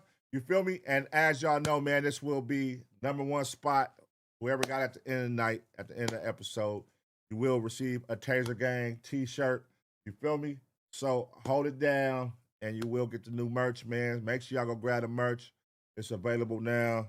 You feel me? The ABP Network, man. The ABP Network, go tap in. This what you will be winning tonight. Taser Gang shirt for the ladies, if it's Danny F. And for the fellas, you're going to win one of these, man. This is our first couple pieces. You feel me? We're going to be adding more shit. Y'all make sure y'all tap in the ABP Network and get you some merch, man. You feel me? Hold on. Get y'all some damn merch, man. Support the Taser Gang. Danny F, this is the last one right here, so will you hold it down in the number 1 spot? Time will tell. You got an hour. So go crazy in here. Go crazy in here, and it's going to put you up in the rankings. And if you want to boost past, you know, you got to send a super chat or something. It's gonna put you right up there. Y'all can go see what Danny F did, you know what I mean? Shit, you know, she might have put $2, $6, who knows? Who knows? Just got to top that. All right, but let's get to it, man. Hold on 1 second. Let me cut this off. Boom.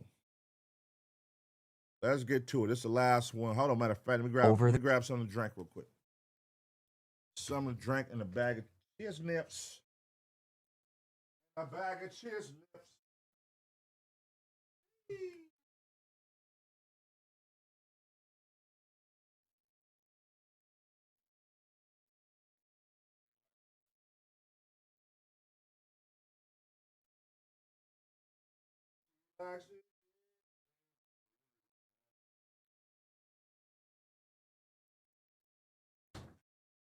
How far she can go, before I lose my head. I love her. All right, man. Make sure y'all get y'all snack pack, roll up right now. This is going to be an hour banger. You know what I mean? Shout out to everybody right now at the house, chilling on this lovely Sunday. Late night. This is officially a late nighters now, niggas. It's 11:20 late nighters edition. You feel me? Shout out to everybody chilling at the crib, everybody at work. If you on the road, shout out to all the drivers, the truck drivers of America out there. You know what I mean? Yeah, man. Let's get into it. It'll be the last one. Nice little thriller going on. Young couple found execute. Let's go.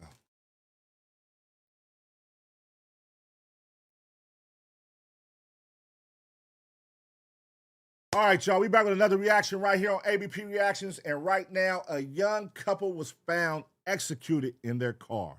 Let's see what happened. The Christmas holiday in 2023, 2 families in Bexar County, Texas, were experiencing a living nightmare.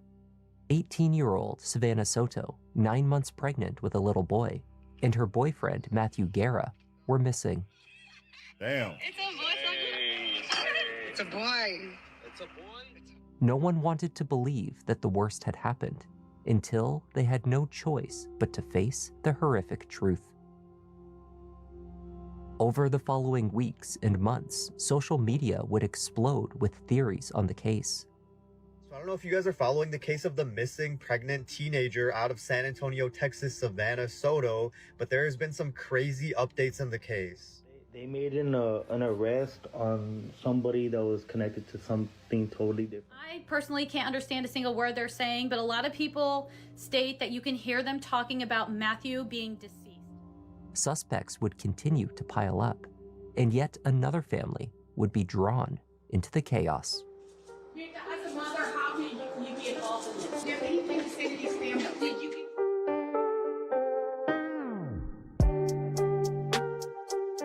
Hi there, I'm Kevin, and welcome to Just Thought Lounge. Today's case is a messy one. There are no heroes in this story, and plenty of blame to go around. When all is said and done, though, it's nothing but an absolute tragedy. Let's take a look.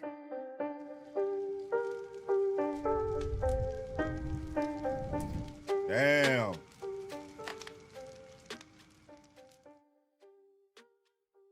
On December 23rd, 2023, the family of 18-year-old Savannah Soto gathered at the Stone Oak Methodist Hospital in north central San Antonio.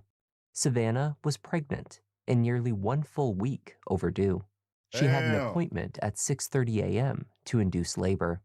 It's the day everyone had been waiting for. It would be the first child for Savannah and her boyfriend, 22-year-old Matthew Guerra. Nigga, that's sick, bro. A day before she was supposed to give birth? As well as the first grandchild for an excited, extended family. They were expecting a boy.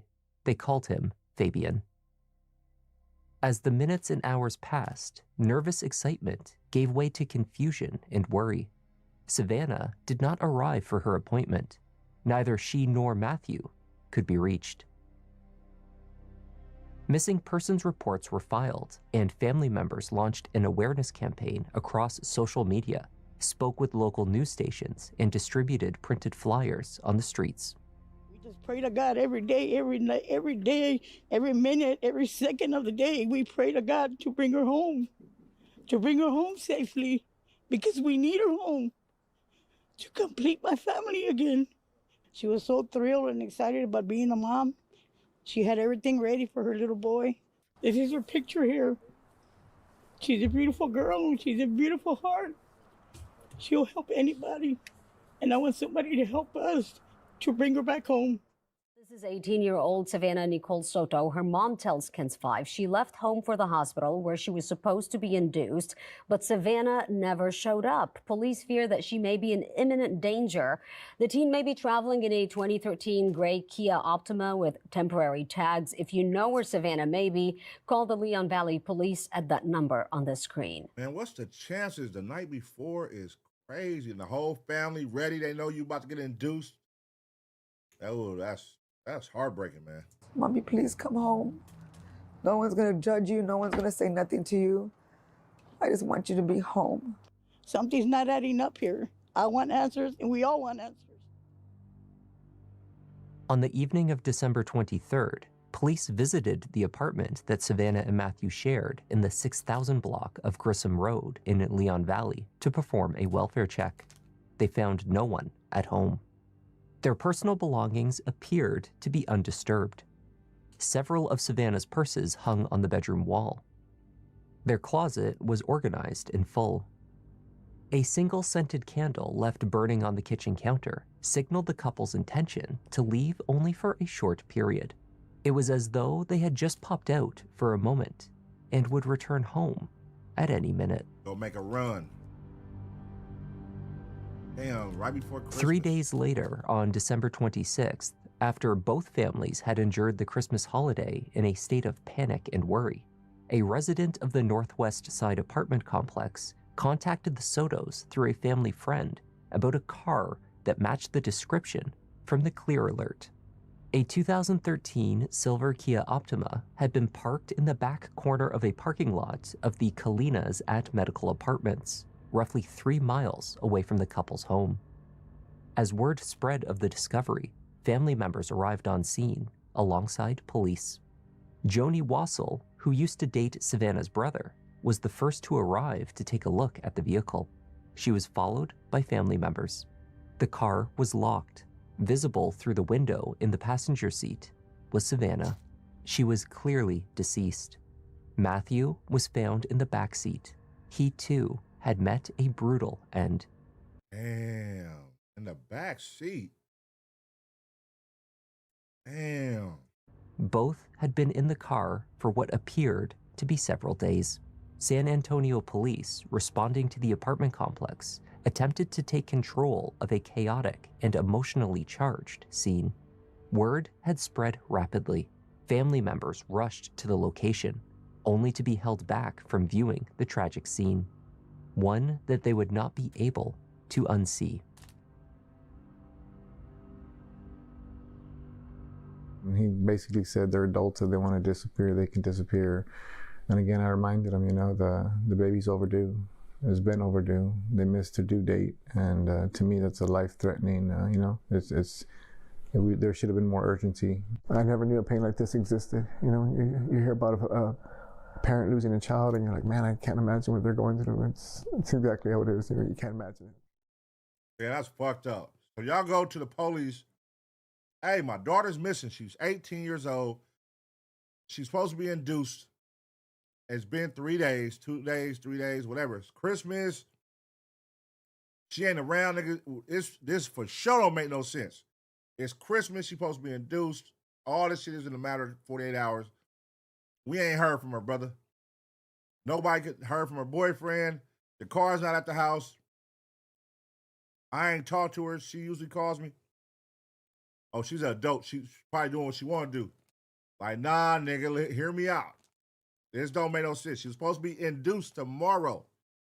Just off that alone, like, who the fuck runs from that? Like, nigga, no, nigga, especially if they're excited about the baby and the family, and they're telling you, like, hey, she was excited for this. Something's not right. But, these motherfuckers, it's the holidays. They don't give a flying fuck. When EMS arrived, they broke a window to gain access to the vehicle. Inside, Savannah still sat upright, a gunshot wound visible to the back of her head, near the base of her neck. A baby's car seat sat on her lap. There were no stains on the car seat, though there was evidence of her injuries beneath it, suggesting it had been placed on her after she was shot and killed. Matthew was lying in the back seat, his pants pulled down below his waist, perhaps a result of being dragged into position. He had suffered a single gunshot wound to the head as well, entering through the left side. There was a projectile lodged in the roof of the car behind the visor above the driver's seat. Blood on the driver's side door frame also suggested that Matthew had been seated in that position when he was shot. An unused bullet as well as a casing were located in the back seat, pointing to the position of the shooter. There was no weapon left in the vehicle. Outside of the car, detectives so somebody was in the backseat. Okay, I'm gonna just make an early prediction. This sounds like, based off everything that showed us with the candle being lit at the house, we just gonna go over here, make a run real quick, come back. This was like a little drop-off, a drug deal, a drop-off gone wrong. That's what it's giving. You know what I mean? Hey, look, I'm gonna go over here. Boom. Hey, come over here with me real quick. Boom. And we're gonna be right back. We're gonna make this play 3 miles away. And then the nigga get in the back seat to make the play. I'm gonna pull to the back of the apartments, meet me in the back. Nigga get in the back seat to make the play, and he whip out. I need that. Give me all that. Woo, woo, woo. And shoot her. Boom, back of the head. Shoot him. Boom, side of the head. But what is the point of taking him out the front seat and then put him in the back seat? And then taking the baby seat and putting that in the front seat? Like, what was the point of that, though? I don't know. Noticed blood inside the rim of a back tire, again on the driver's side. It was a match to Matthew Guerra. They speculated that after sustaining the gunshot to the side of his head, Matthew must have been pulled from the driver's seat and then rested against the wheel of the car briefly before being lifted into the back, where he was found. There was a cell phone found by Savannah's feet, but few other valuables or personal belongings were located. Savannah's purse was missing. Matthew's wallet and keys were not found, though one gold chain was spotted in the back seat. Matthew's distinctive and notably expensive jewel-studded rings were also missing. What we're looking at right now is a very, very perplexing crime scene. The medical examiner determined that the single shot that killed Matthew had not only been made at close range, but in direct contact. A distinctive dark ring against his skin marked the place where the gun must have been held, with force, while the shooter pulled the trigger. In Savannah's case, she may not have even known that the shot was coming. There were no signs of a struggle. Tragically, it was determined that had medical assistance been sought immediately, she or her unborn son, Fabian, may possibly have been saved. This is the little baby gender reveal for my baby girl. That's gonna fuck the parents up. Just that little possibility of they could have been saved, the baby and her could have been saved, gonna fuck the parents. They probably gonna sue the police station. Now they're gonna cut it and see what it is. The couple had been thrilled to learn of the pregnancy and were keen to begin the next phase in their life together. It's a boy. It's a boy? The Soto family was, unfortunately, no stranger to tragedy.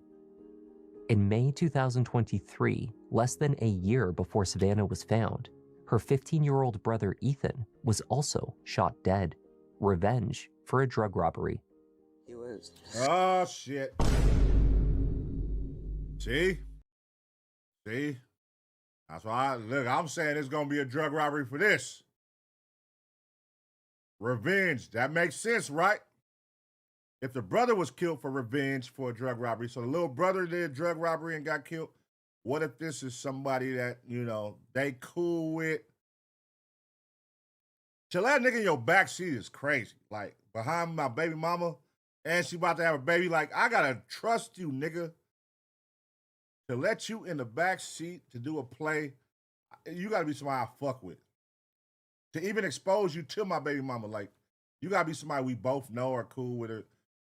If not, you moving sloppy, brother. And now look what happened. She done got killed. You done got killed. The baby did. Oh, man, that's sad. He was a piece of my heart. But now that he's gone, more than a piece is gone. The killer, 17-year-old Victor Rivas, claimed that Ethan had stolen drugs from him the day before. He arranged for a young girl to meet with Ethan near his house, a tactic designed to lure him from his home, where he could be killed. Investigators later described the setup as an ambush. Ethan was rushed to the hospital, where he later died. These is kids, A y'all. heartbroken Soto family then sought revenge of their own, attacking Victor Rivas in a Bexar County courtroom when he made an appearance for a preliminary hearing. Oh, this is build up. I see what's going on here.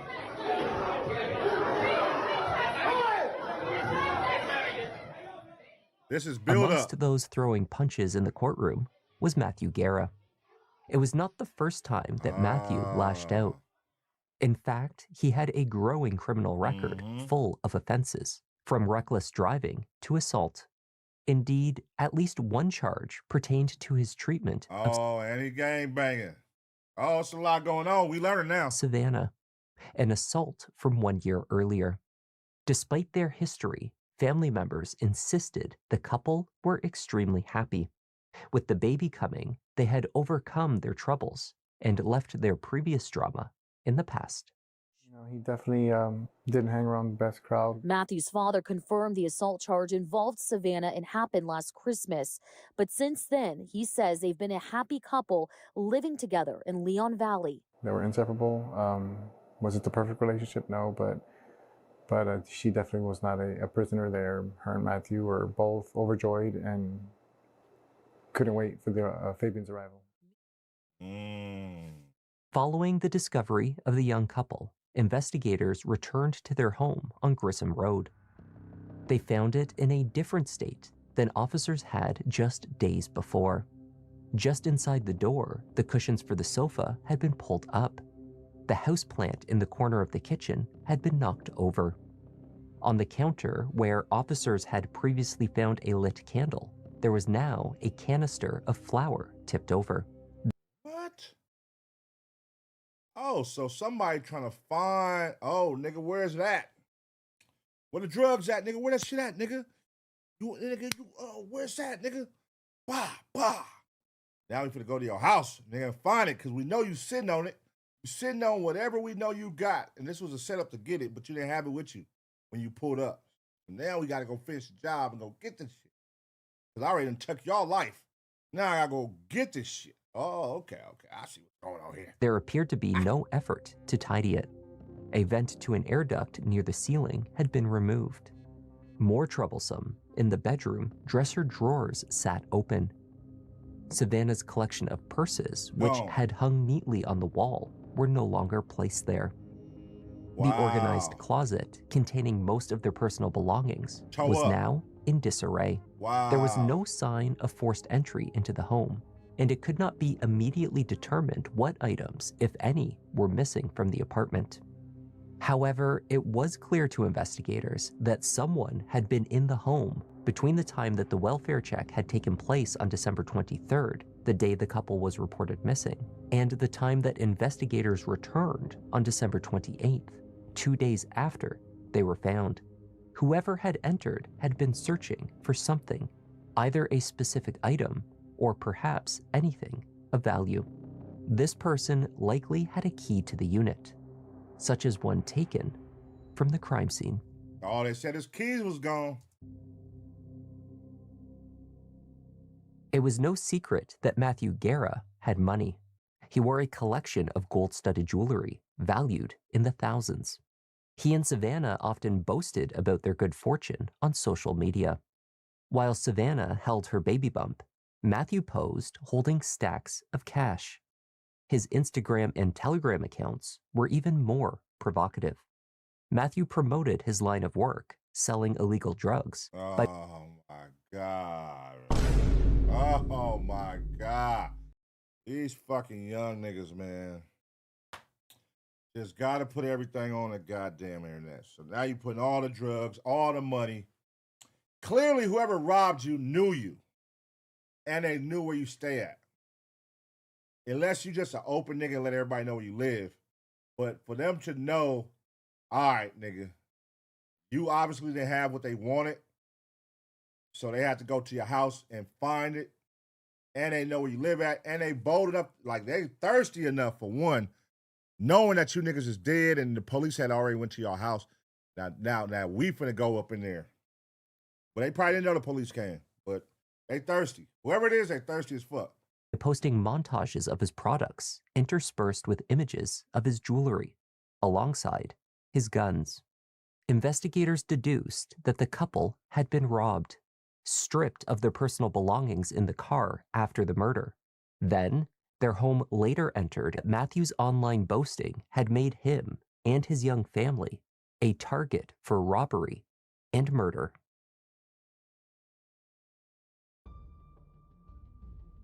Surveillance footage from the medical apartments on Danny K Drive captured Matthew's silver Kia entering the parking lot 1 minute before midnight on the night of December 21st. About 5 minutes later, a pickup truck drove in behind the Kia, slowing for a moment as though hesitating to turn around the side of the apartment complex. The cover of the truck bed is shown sitting askew as the vehicle pulls into the parking lot. A camera on the other side of the building captured the pickup approaching the Kia, which slowed to meet the truck with its lights turned off. After both vehicles slowed to a stop, the truck also turned off its lights. Emerging from the pickup was a heavy-set man. Oh my God, they got these niggas on camera. Oh shit, I didn't see that coming. They got him. In a white tank top.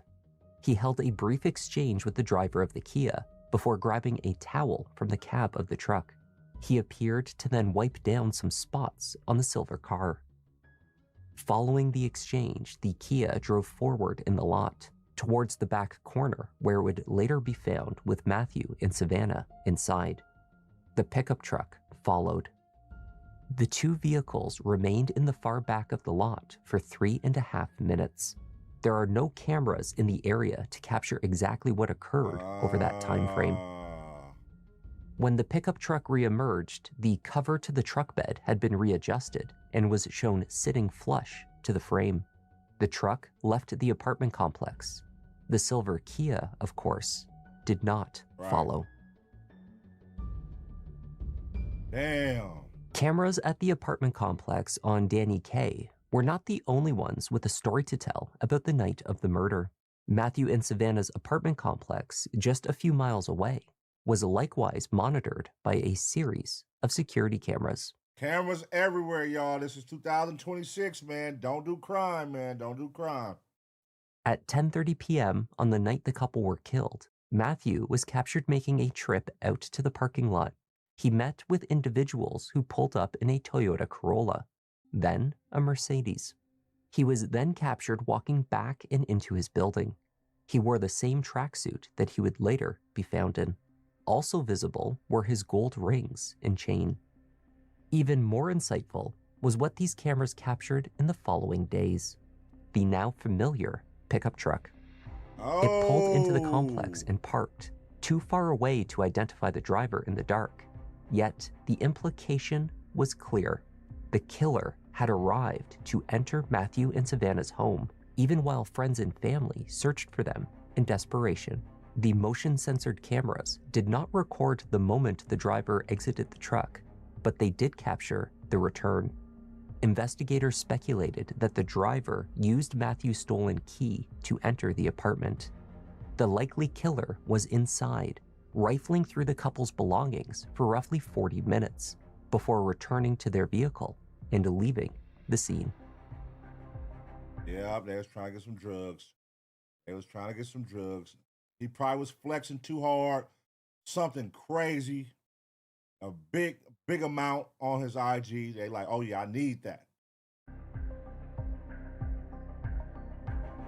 The key piece of video footage depicting the large man in the white shirt wiping down the exterior of the silver Kia was distributed to the public in an effort to identify the truck and its owner. Despite a significant amount of footage, the license plate to the vehicle could not be deciphered. However, the man in white had what detectives referred to as a distinctive look, which they suspected someone would recognize. This was, in fact, the case. Investigators were led to the home of Ramon Preciado on Charlie Chan Drive in San Antonio. 53-year-old Ramon lived with his wife, Myrta, and his 19-year-old son, Christopher. As investigators arrived, they brought with them an understanding of the role that the father and and the truck is right there in the driveway. Likely his son had played in the aftermath of the murders, but the puzzle still had missing pieces. The two Preciados were told the reason for the visit, then separated to speak with detectives. Wait, that's the 19-year-old son right there? Nigga, you and your dad is in on this shit is crazy work. Your dad and you hitting a lick together is wild. Look at these two niggas though. How do you say your last name? Preciado? Preciado? Preciado. Okay, Christopher. I was never good at that. Whatever. What's your middle name? Chris? You go by Chris or Christopher? Christopher told detectives that he knew of the incident from the news. He had watched the video of his father in the white shirt played on KSAT, the local news channel. Beyond that, he claimed ignorance. Is that your dad? Yes. Okay, like I said, you know what this is all about. You don't have any idea why we're taking the truck? Why we're contacting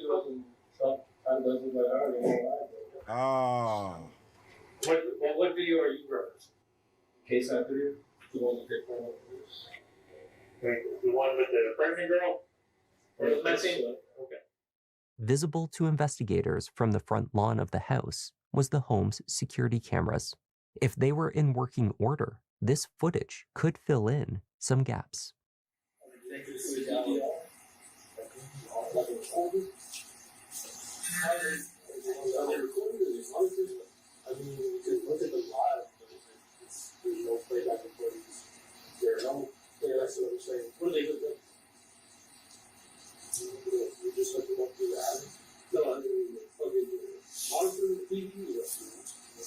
How do you do that? It's like a little box. A little box. Okay. Where's that at? Yeah, they need that box. They're going to want that box. What Christopher told the detective was untrue. The home security cameras provided more than just live feeds. They recorded footage. Oh. When he sat down with investigators, Idiots. Christopher was confronted with what they had seen. The cameras had recorded Matthew and Savannah arriving at the house on Charlie Chan and picking up Christopher on the night they were last seen alive. And then what happened when he arrived at your house? When he arrived at my house, he was kind of agitated already with me. Like, he was like, man, I told you to be out here already. Why aren't you already out here waiting for me? What? The cameras showed that Christopher had in fact been waiting for them outside, pacing. Then the silver Kia left, only to return a few minutes later. During this time, Christopher described Matthew as agitated. His irritated disposition made Christopher uncomfortable. He told the detective that he had seen Matthew's Instagram, so he knew that he carried guns. He was only trying to buy a small amount of marijuana.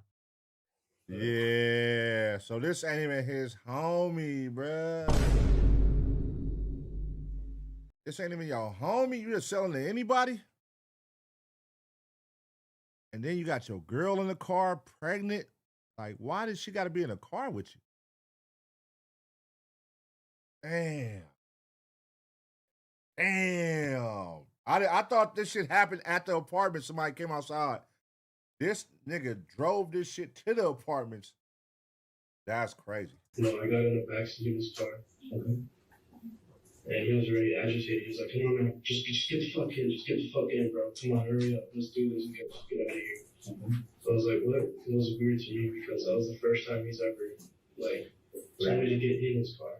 Oh, okay. So that was it was abnormal to me because he always just like this, passing to me through the window. And then he just walks away. Okay. So it was weird to me that he wanted me to get in the back already. Okay. So I don't know how to go about that. I want to be like, no, because I don't know what it was going to escalate to. Yeah. In Christopher's version of events, he gave Matthew $100 in exchange for $60 worth of marijuana.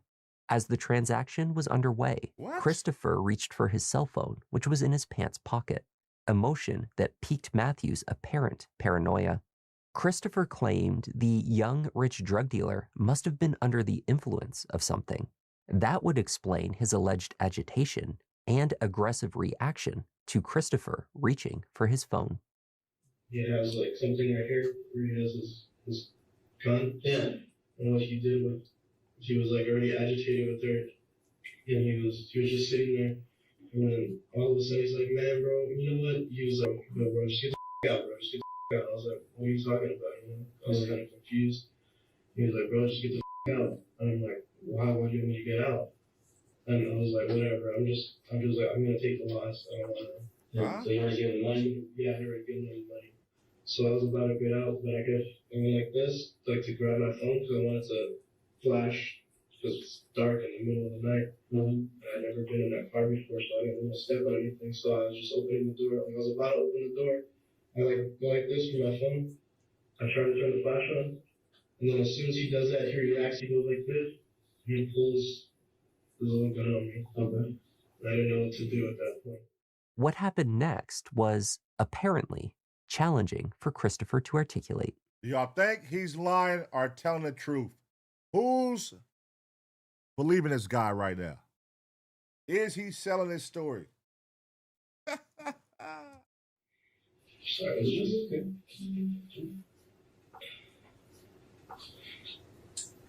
Sorry.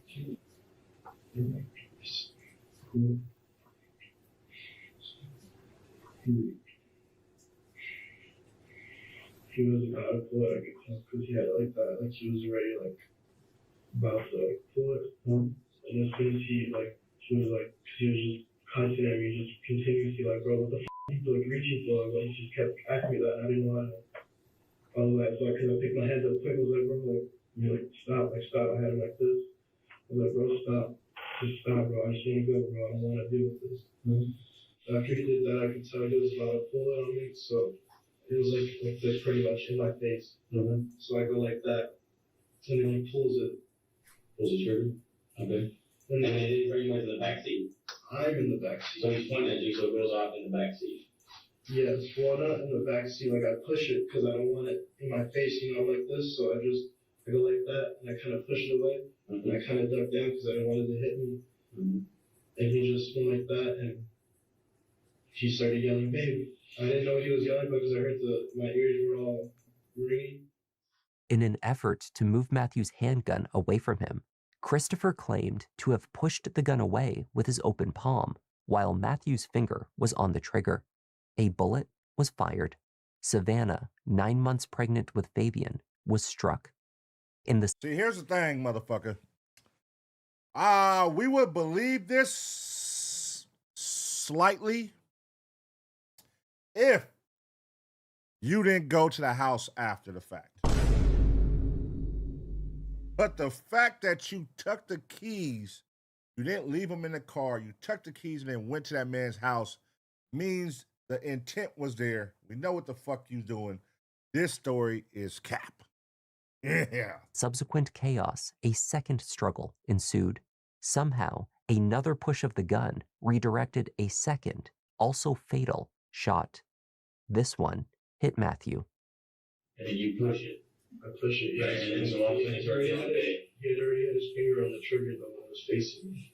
When it was facing you? Yes, he already had it on his And then so you push it. on the trigger. I pushed it and he, I guess he thought I was going to grab something, but I don't have anything to grab. And then, so you're saying he shot her? Okay, so she's not responding. And where is she bleeding from? It looked like she just started bleeding like right here. On the left side of her neck? Well, yeah. So obviously she's here, right? She has a light on her side. On her side, so it looks like she's bleeding on the left side of her neck. It looks like she's bleeding on the left side of her neck, and he's he's just yelling, babe, babe. Detectives believed there were more than a few oddities in the story Christopher offered. The first were what appeared to be blatant contradictions with the physical evidence. Had a sudden push from Christopher's hand caused the first shot to hit Savannah, she would have been injured on the side, not the back of her head. What Christopher claimed to have viewed of her wound was also inconsistent with where the staining was later found on her and inside the vehicle. Perhaps most difficult to reconcile was his recollection of how Matthew had been shot. The angle that he must have held the handgun was extremely difficult, if not impossible, to replicate. As soon as I was about to reach for the door, he faces towards me again, so I go like that. Okay. I push it instead of that way, like I did the first time like that. He went like that. Okay, so it came towards him. Right, so if he's pointing his left hand at you, right? So I'm sitting in the driver's seat. Right, so this is the driver's seat. I'm turning this way. Right? I'm looking at the girl, right? You're in the back seat behind me. Right? So I'm in the driver's seat. There's a female here, right? And your back behind here.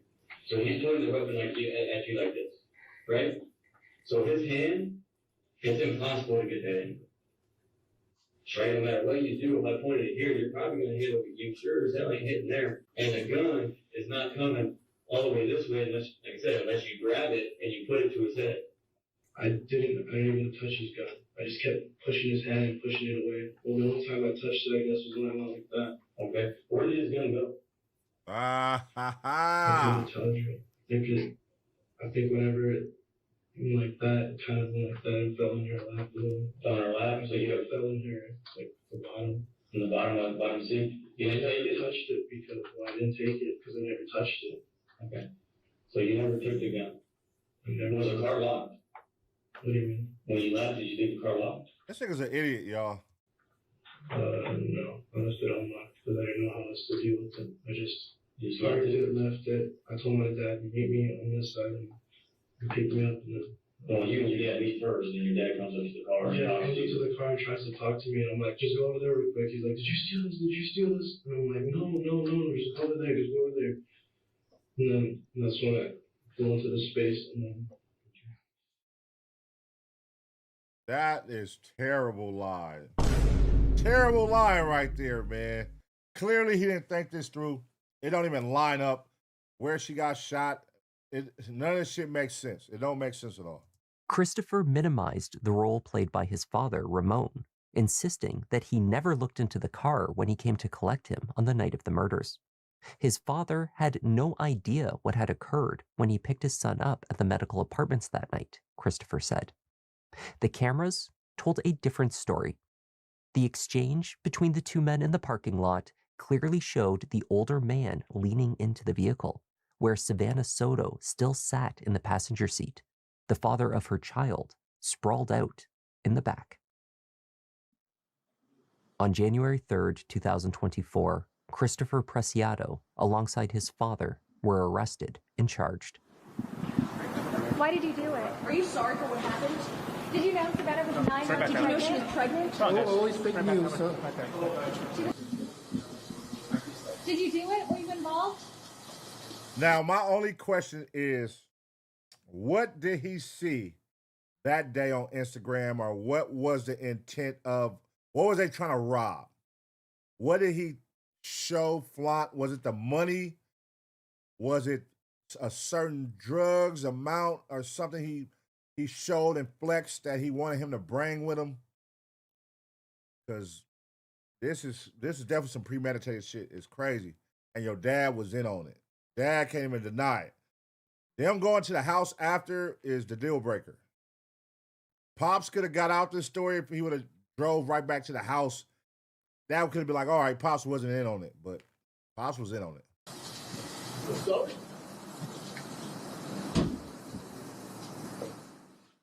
So the two individuals we just walked out today, again, is a father and son. The first individual is a father. The second individual is a son. They're going to be charged.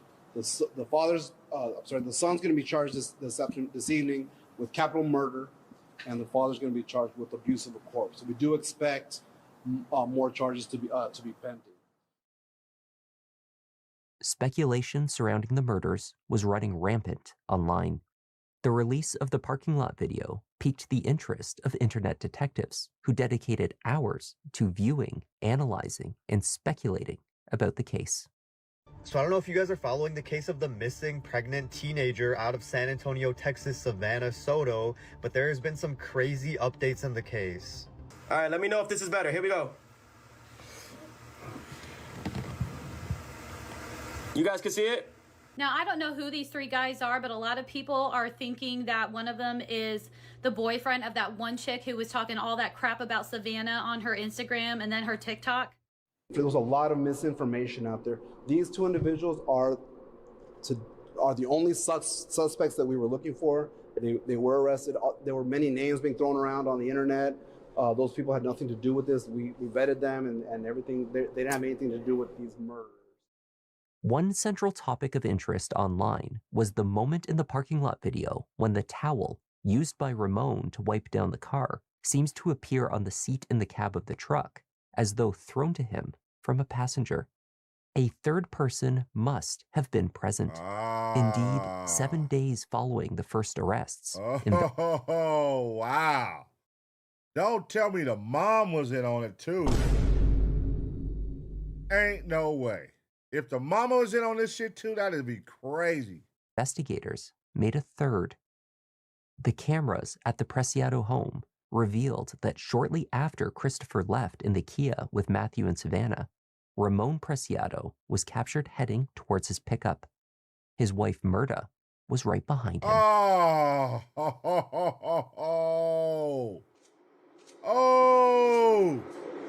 Mirta, as a mother, Oh! Mirta, did you give anything for your gun in the family? Do you have anything to say to these families? Did you give Christopher your gun to use in this murder? Why did you do it? What? There was a lot of information on social media that there was a third individual involved. Our homicide detectives were aware of that. However, we were looking for enough probable cause to make that arrest and to present the best case forward to the DA's office.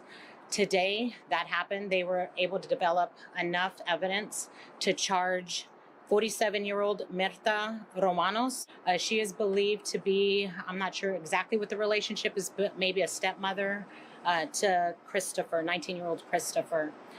She is being charged with 3 felonies. At this time, we're confident that there's no more suspects. At this time, we're confident that these were the 3 individuals that were involved in this case. Wait a minute, man. God damn, this fucked me up.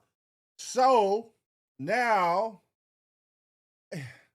was this planned out by all 3 of them, mapped out from the get-go? Like, was this some premeditated shit by all 3 of them? Or was this some shit where the son planned it and then called his dad, I fucked up, and then the mom and dad went to go help? Or was the mom and dad running a drug operation and this nigga was stepping on their toes, or he was one of they niggas who owed him some money? What could this be? It's a lot of fucking, what could this be, y'all?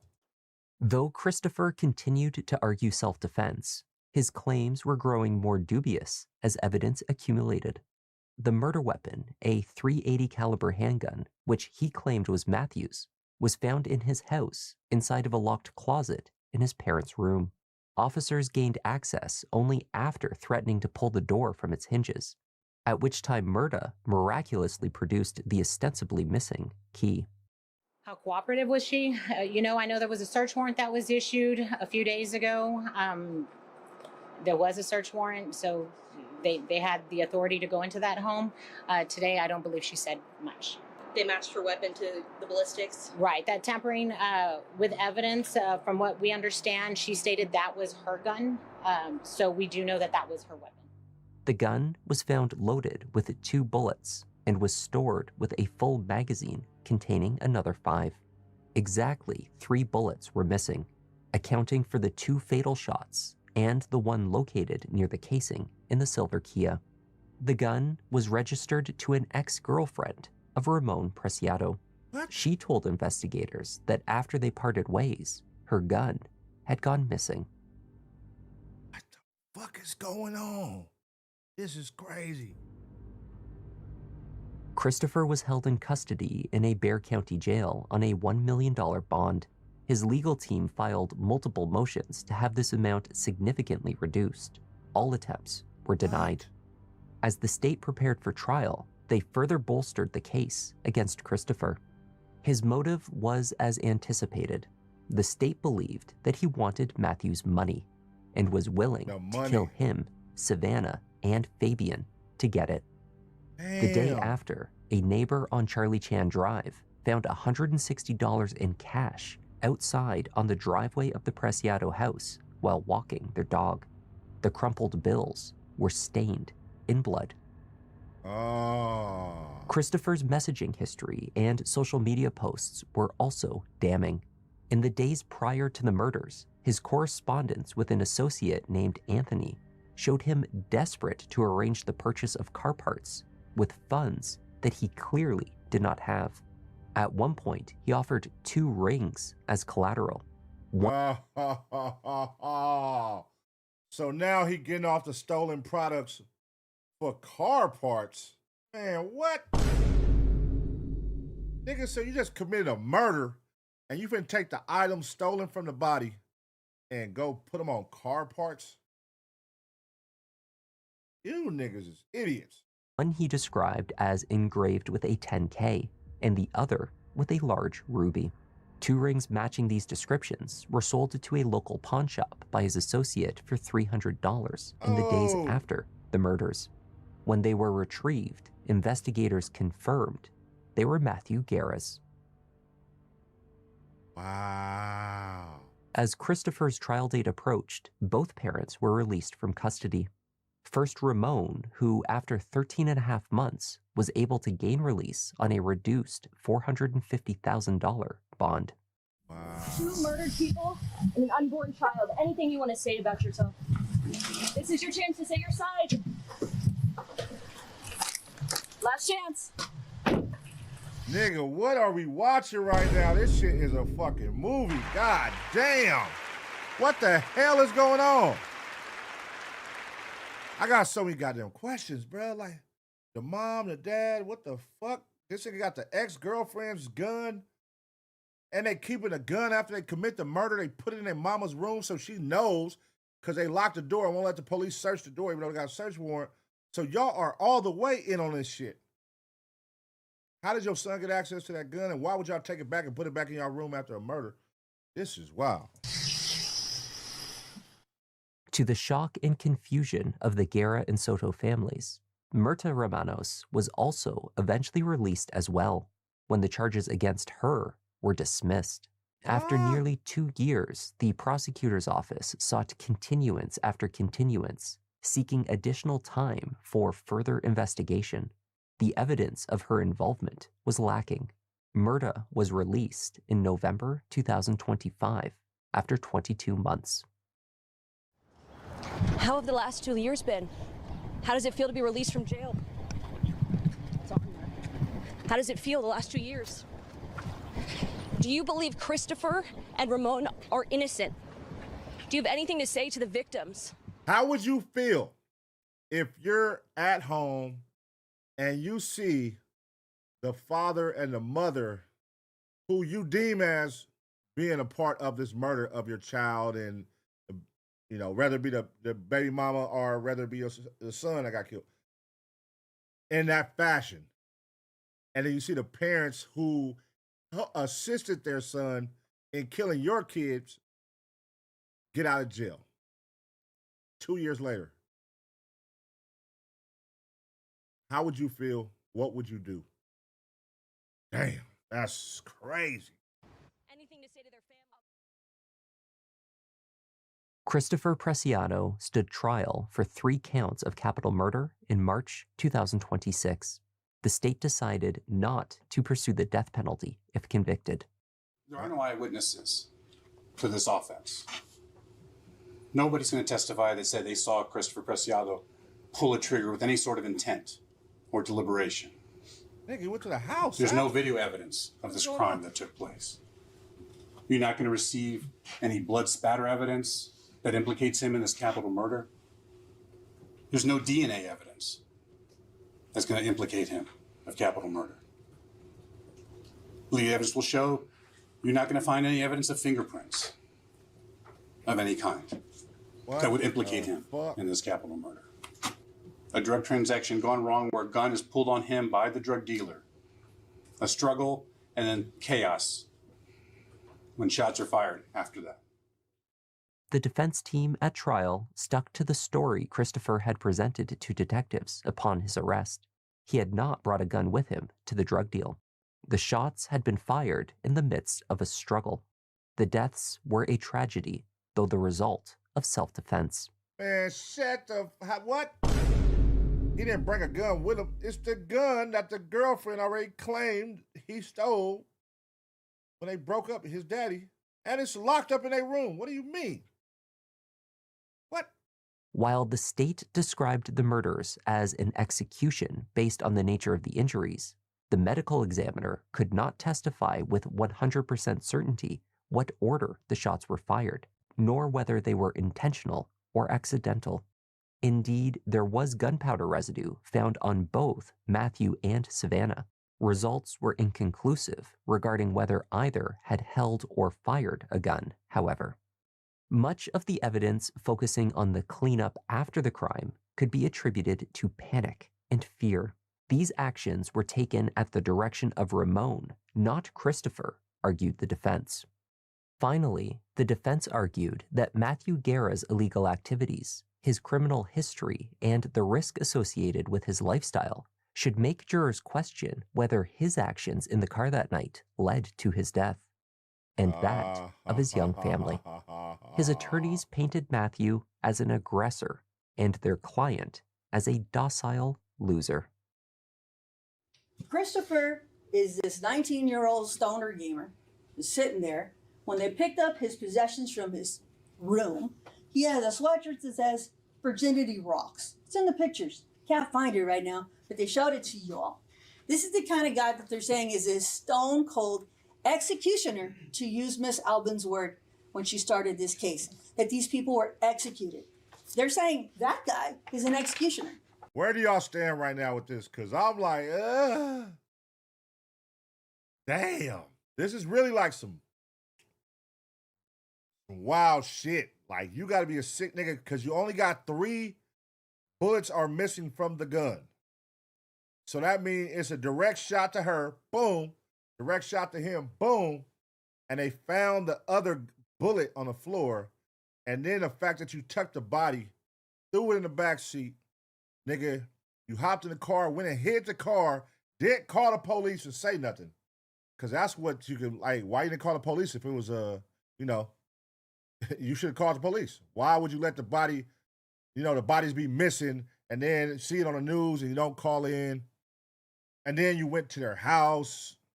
You ramshacked their house. It's not like you went in there and walked in. You ramshacked it. So, I mean, you were looking for shit. Hey, listen, it's crazy.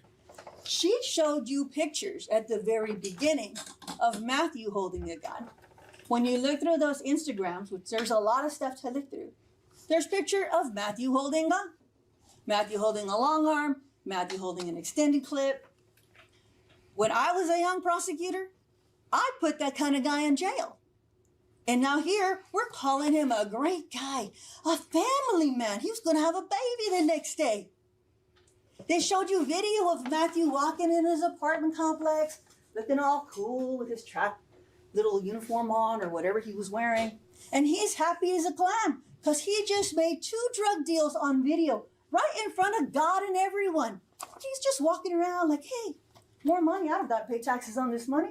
IRS don't even know that I'm making cash. Subject to facts on evidence, Your Honor. It's the state.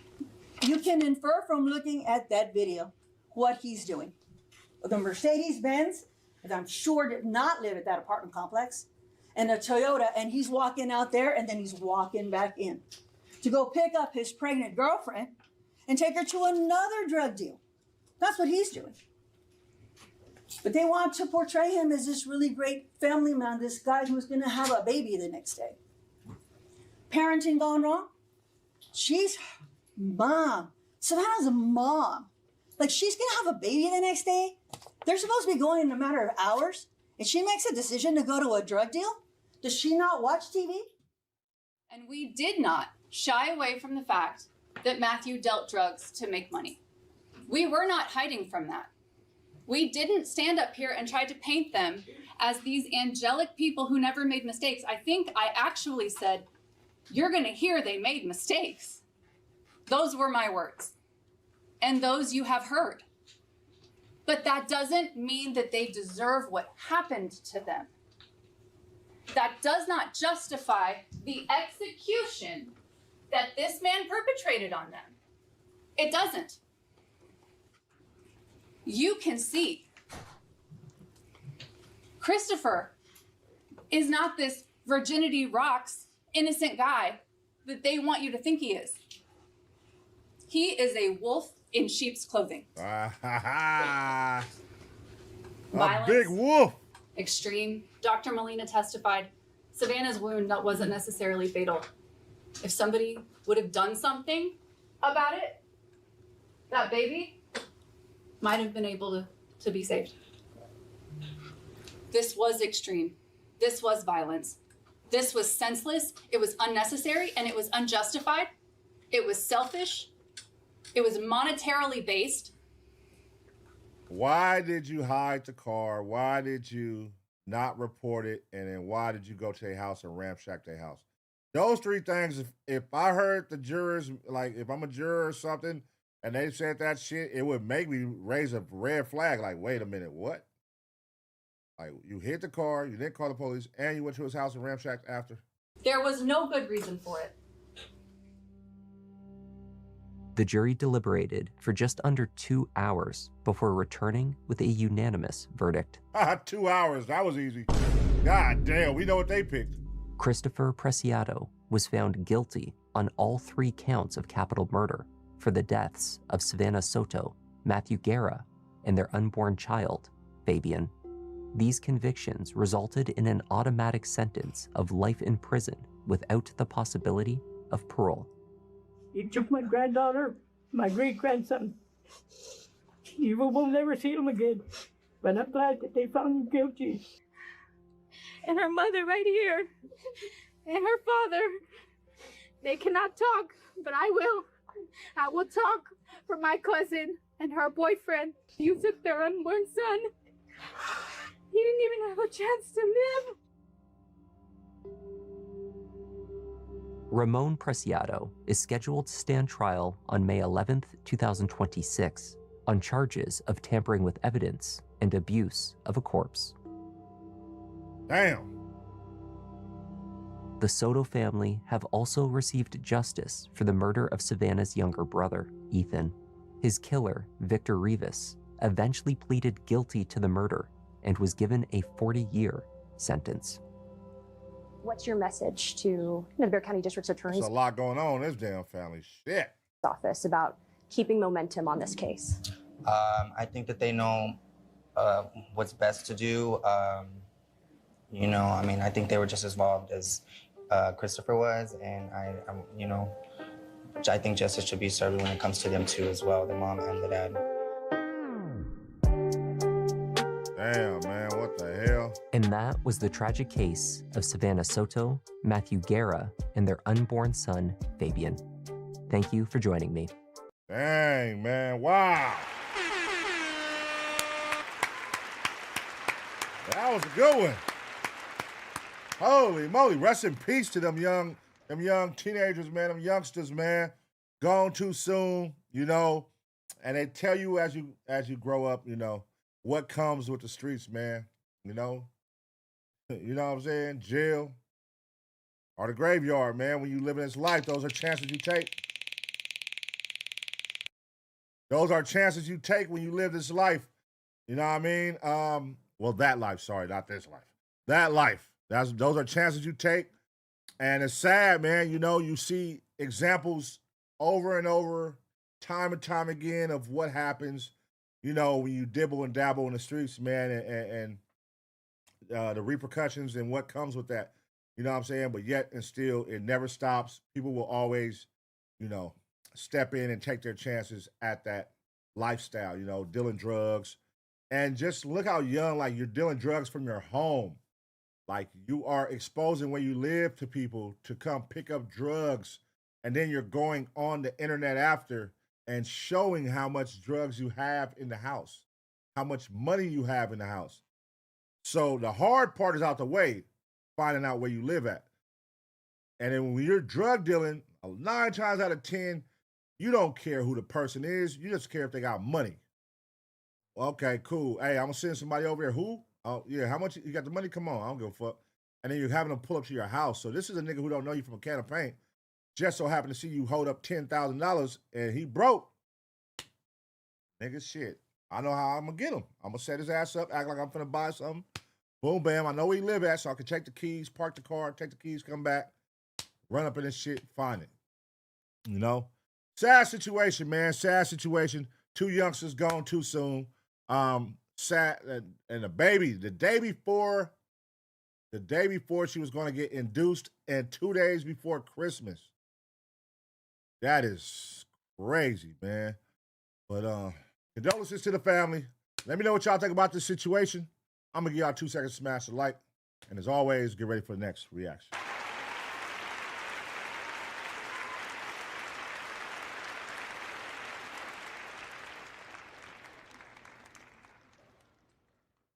All right, y'all, that's it, man. We made it through the night. We made it. We made it.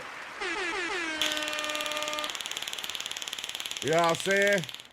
Hey, man, appreciate y'all. I'm going to get up off here because, look, hey, y'all saw how fast I zoomed past the, when they showed the guns. The nigga holding the guns up, I pressed this little zoom button like, let me get the fuck up just in case. But look, I'm going to get up off this motherfucker just in case they try to zap me for that so I can end the episode before they do zap.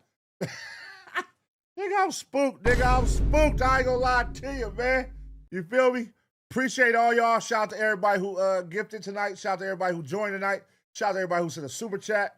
You know what I mean? You are appreciated. Shout out to everybody who just watched. Now, all I need for y'all to do before y'all go, man, we just did 4 hours, man. 4 hours. All I need y'all to do is take 5 seconds. I just gave y'all 4 hours. Y'all give me 5 seconds to smash the like button, man. I appreciate y'all. I'm gone. You got a video you want me to react to?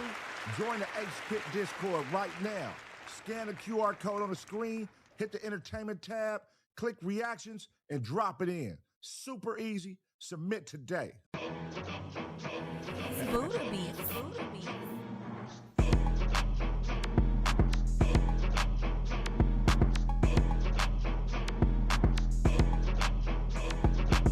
Hold on. Before I get up out of here, hold on. Let me see who top fan. My bad. Let me see who top fan is. Let me see who top fan before we get up out of here, man. Danny F. Shout out Danny F, man.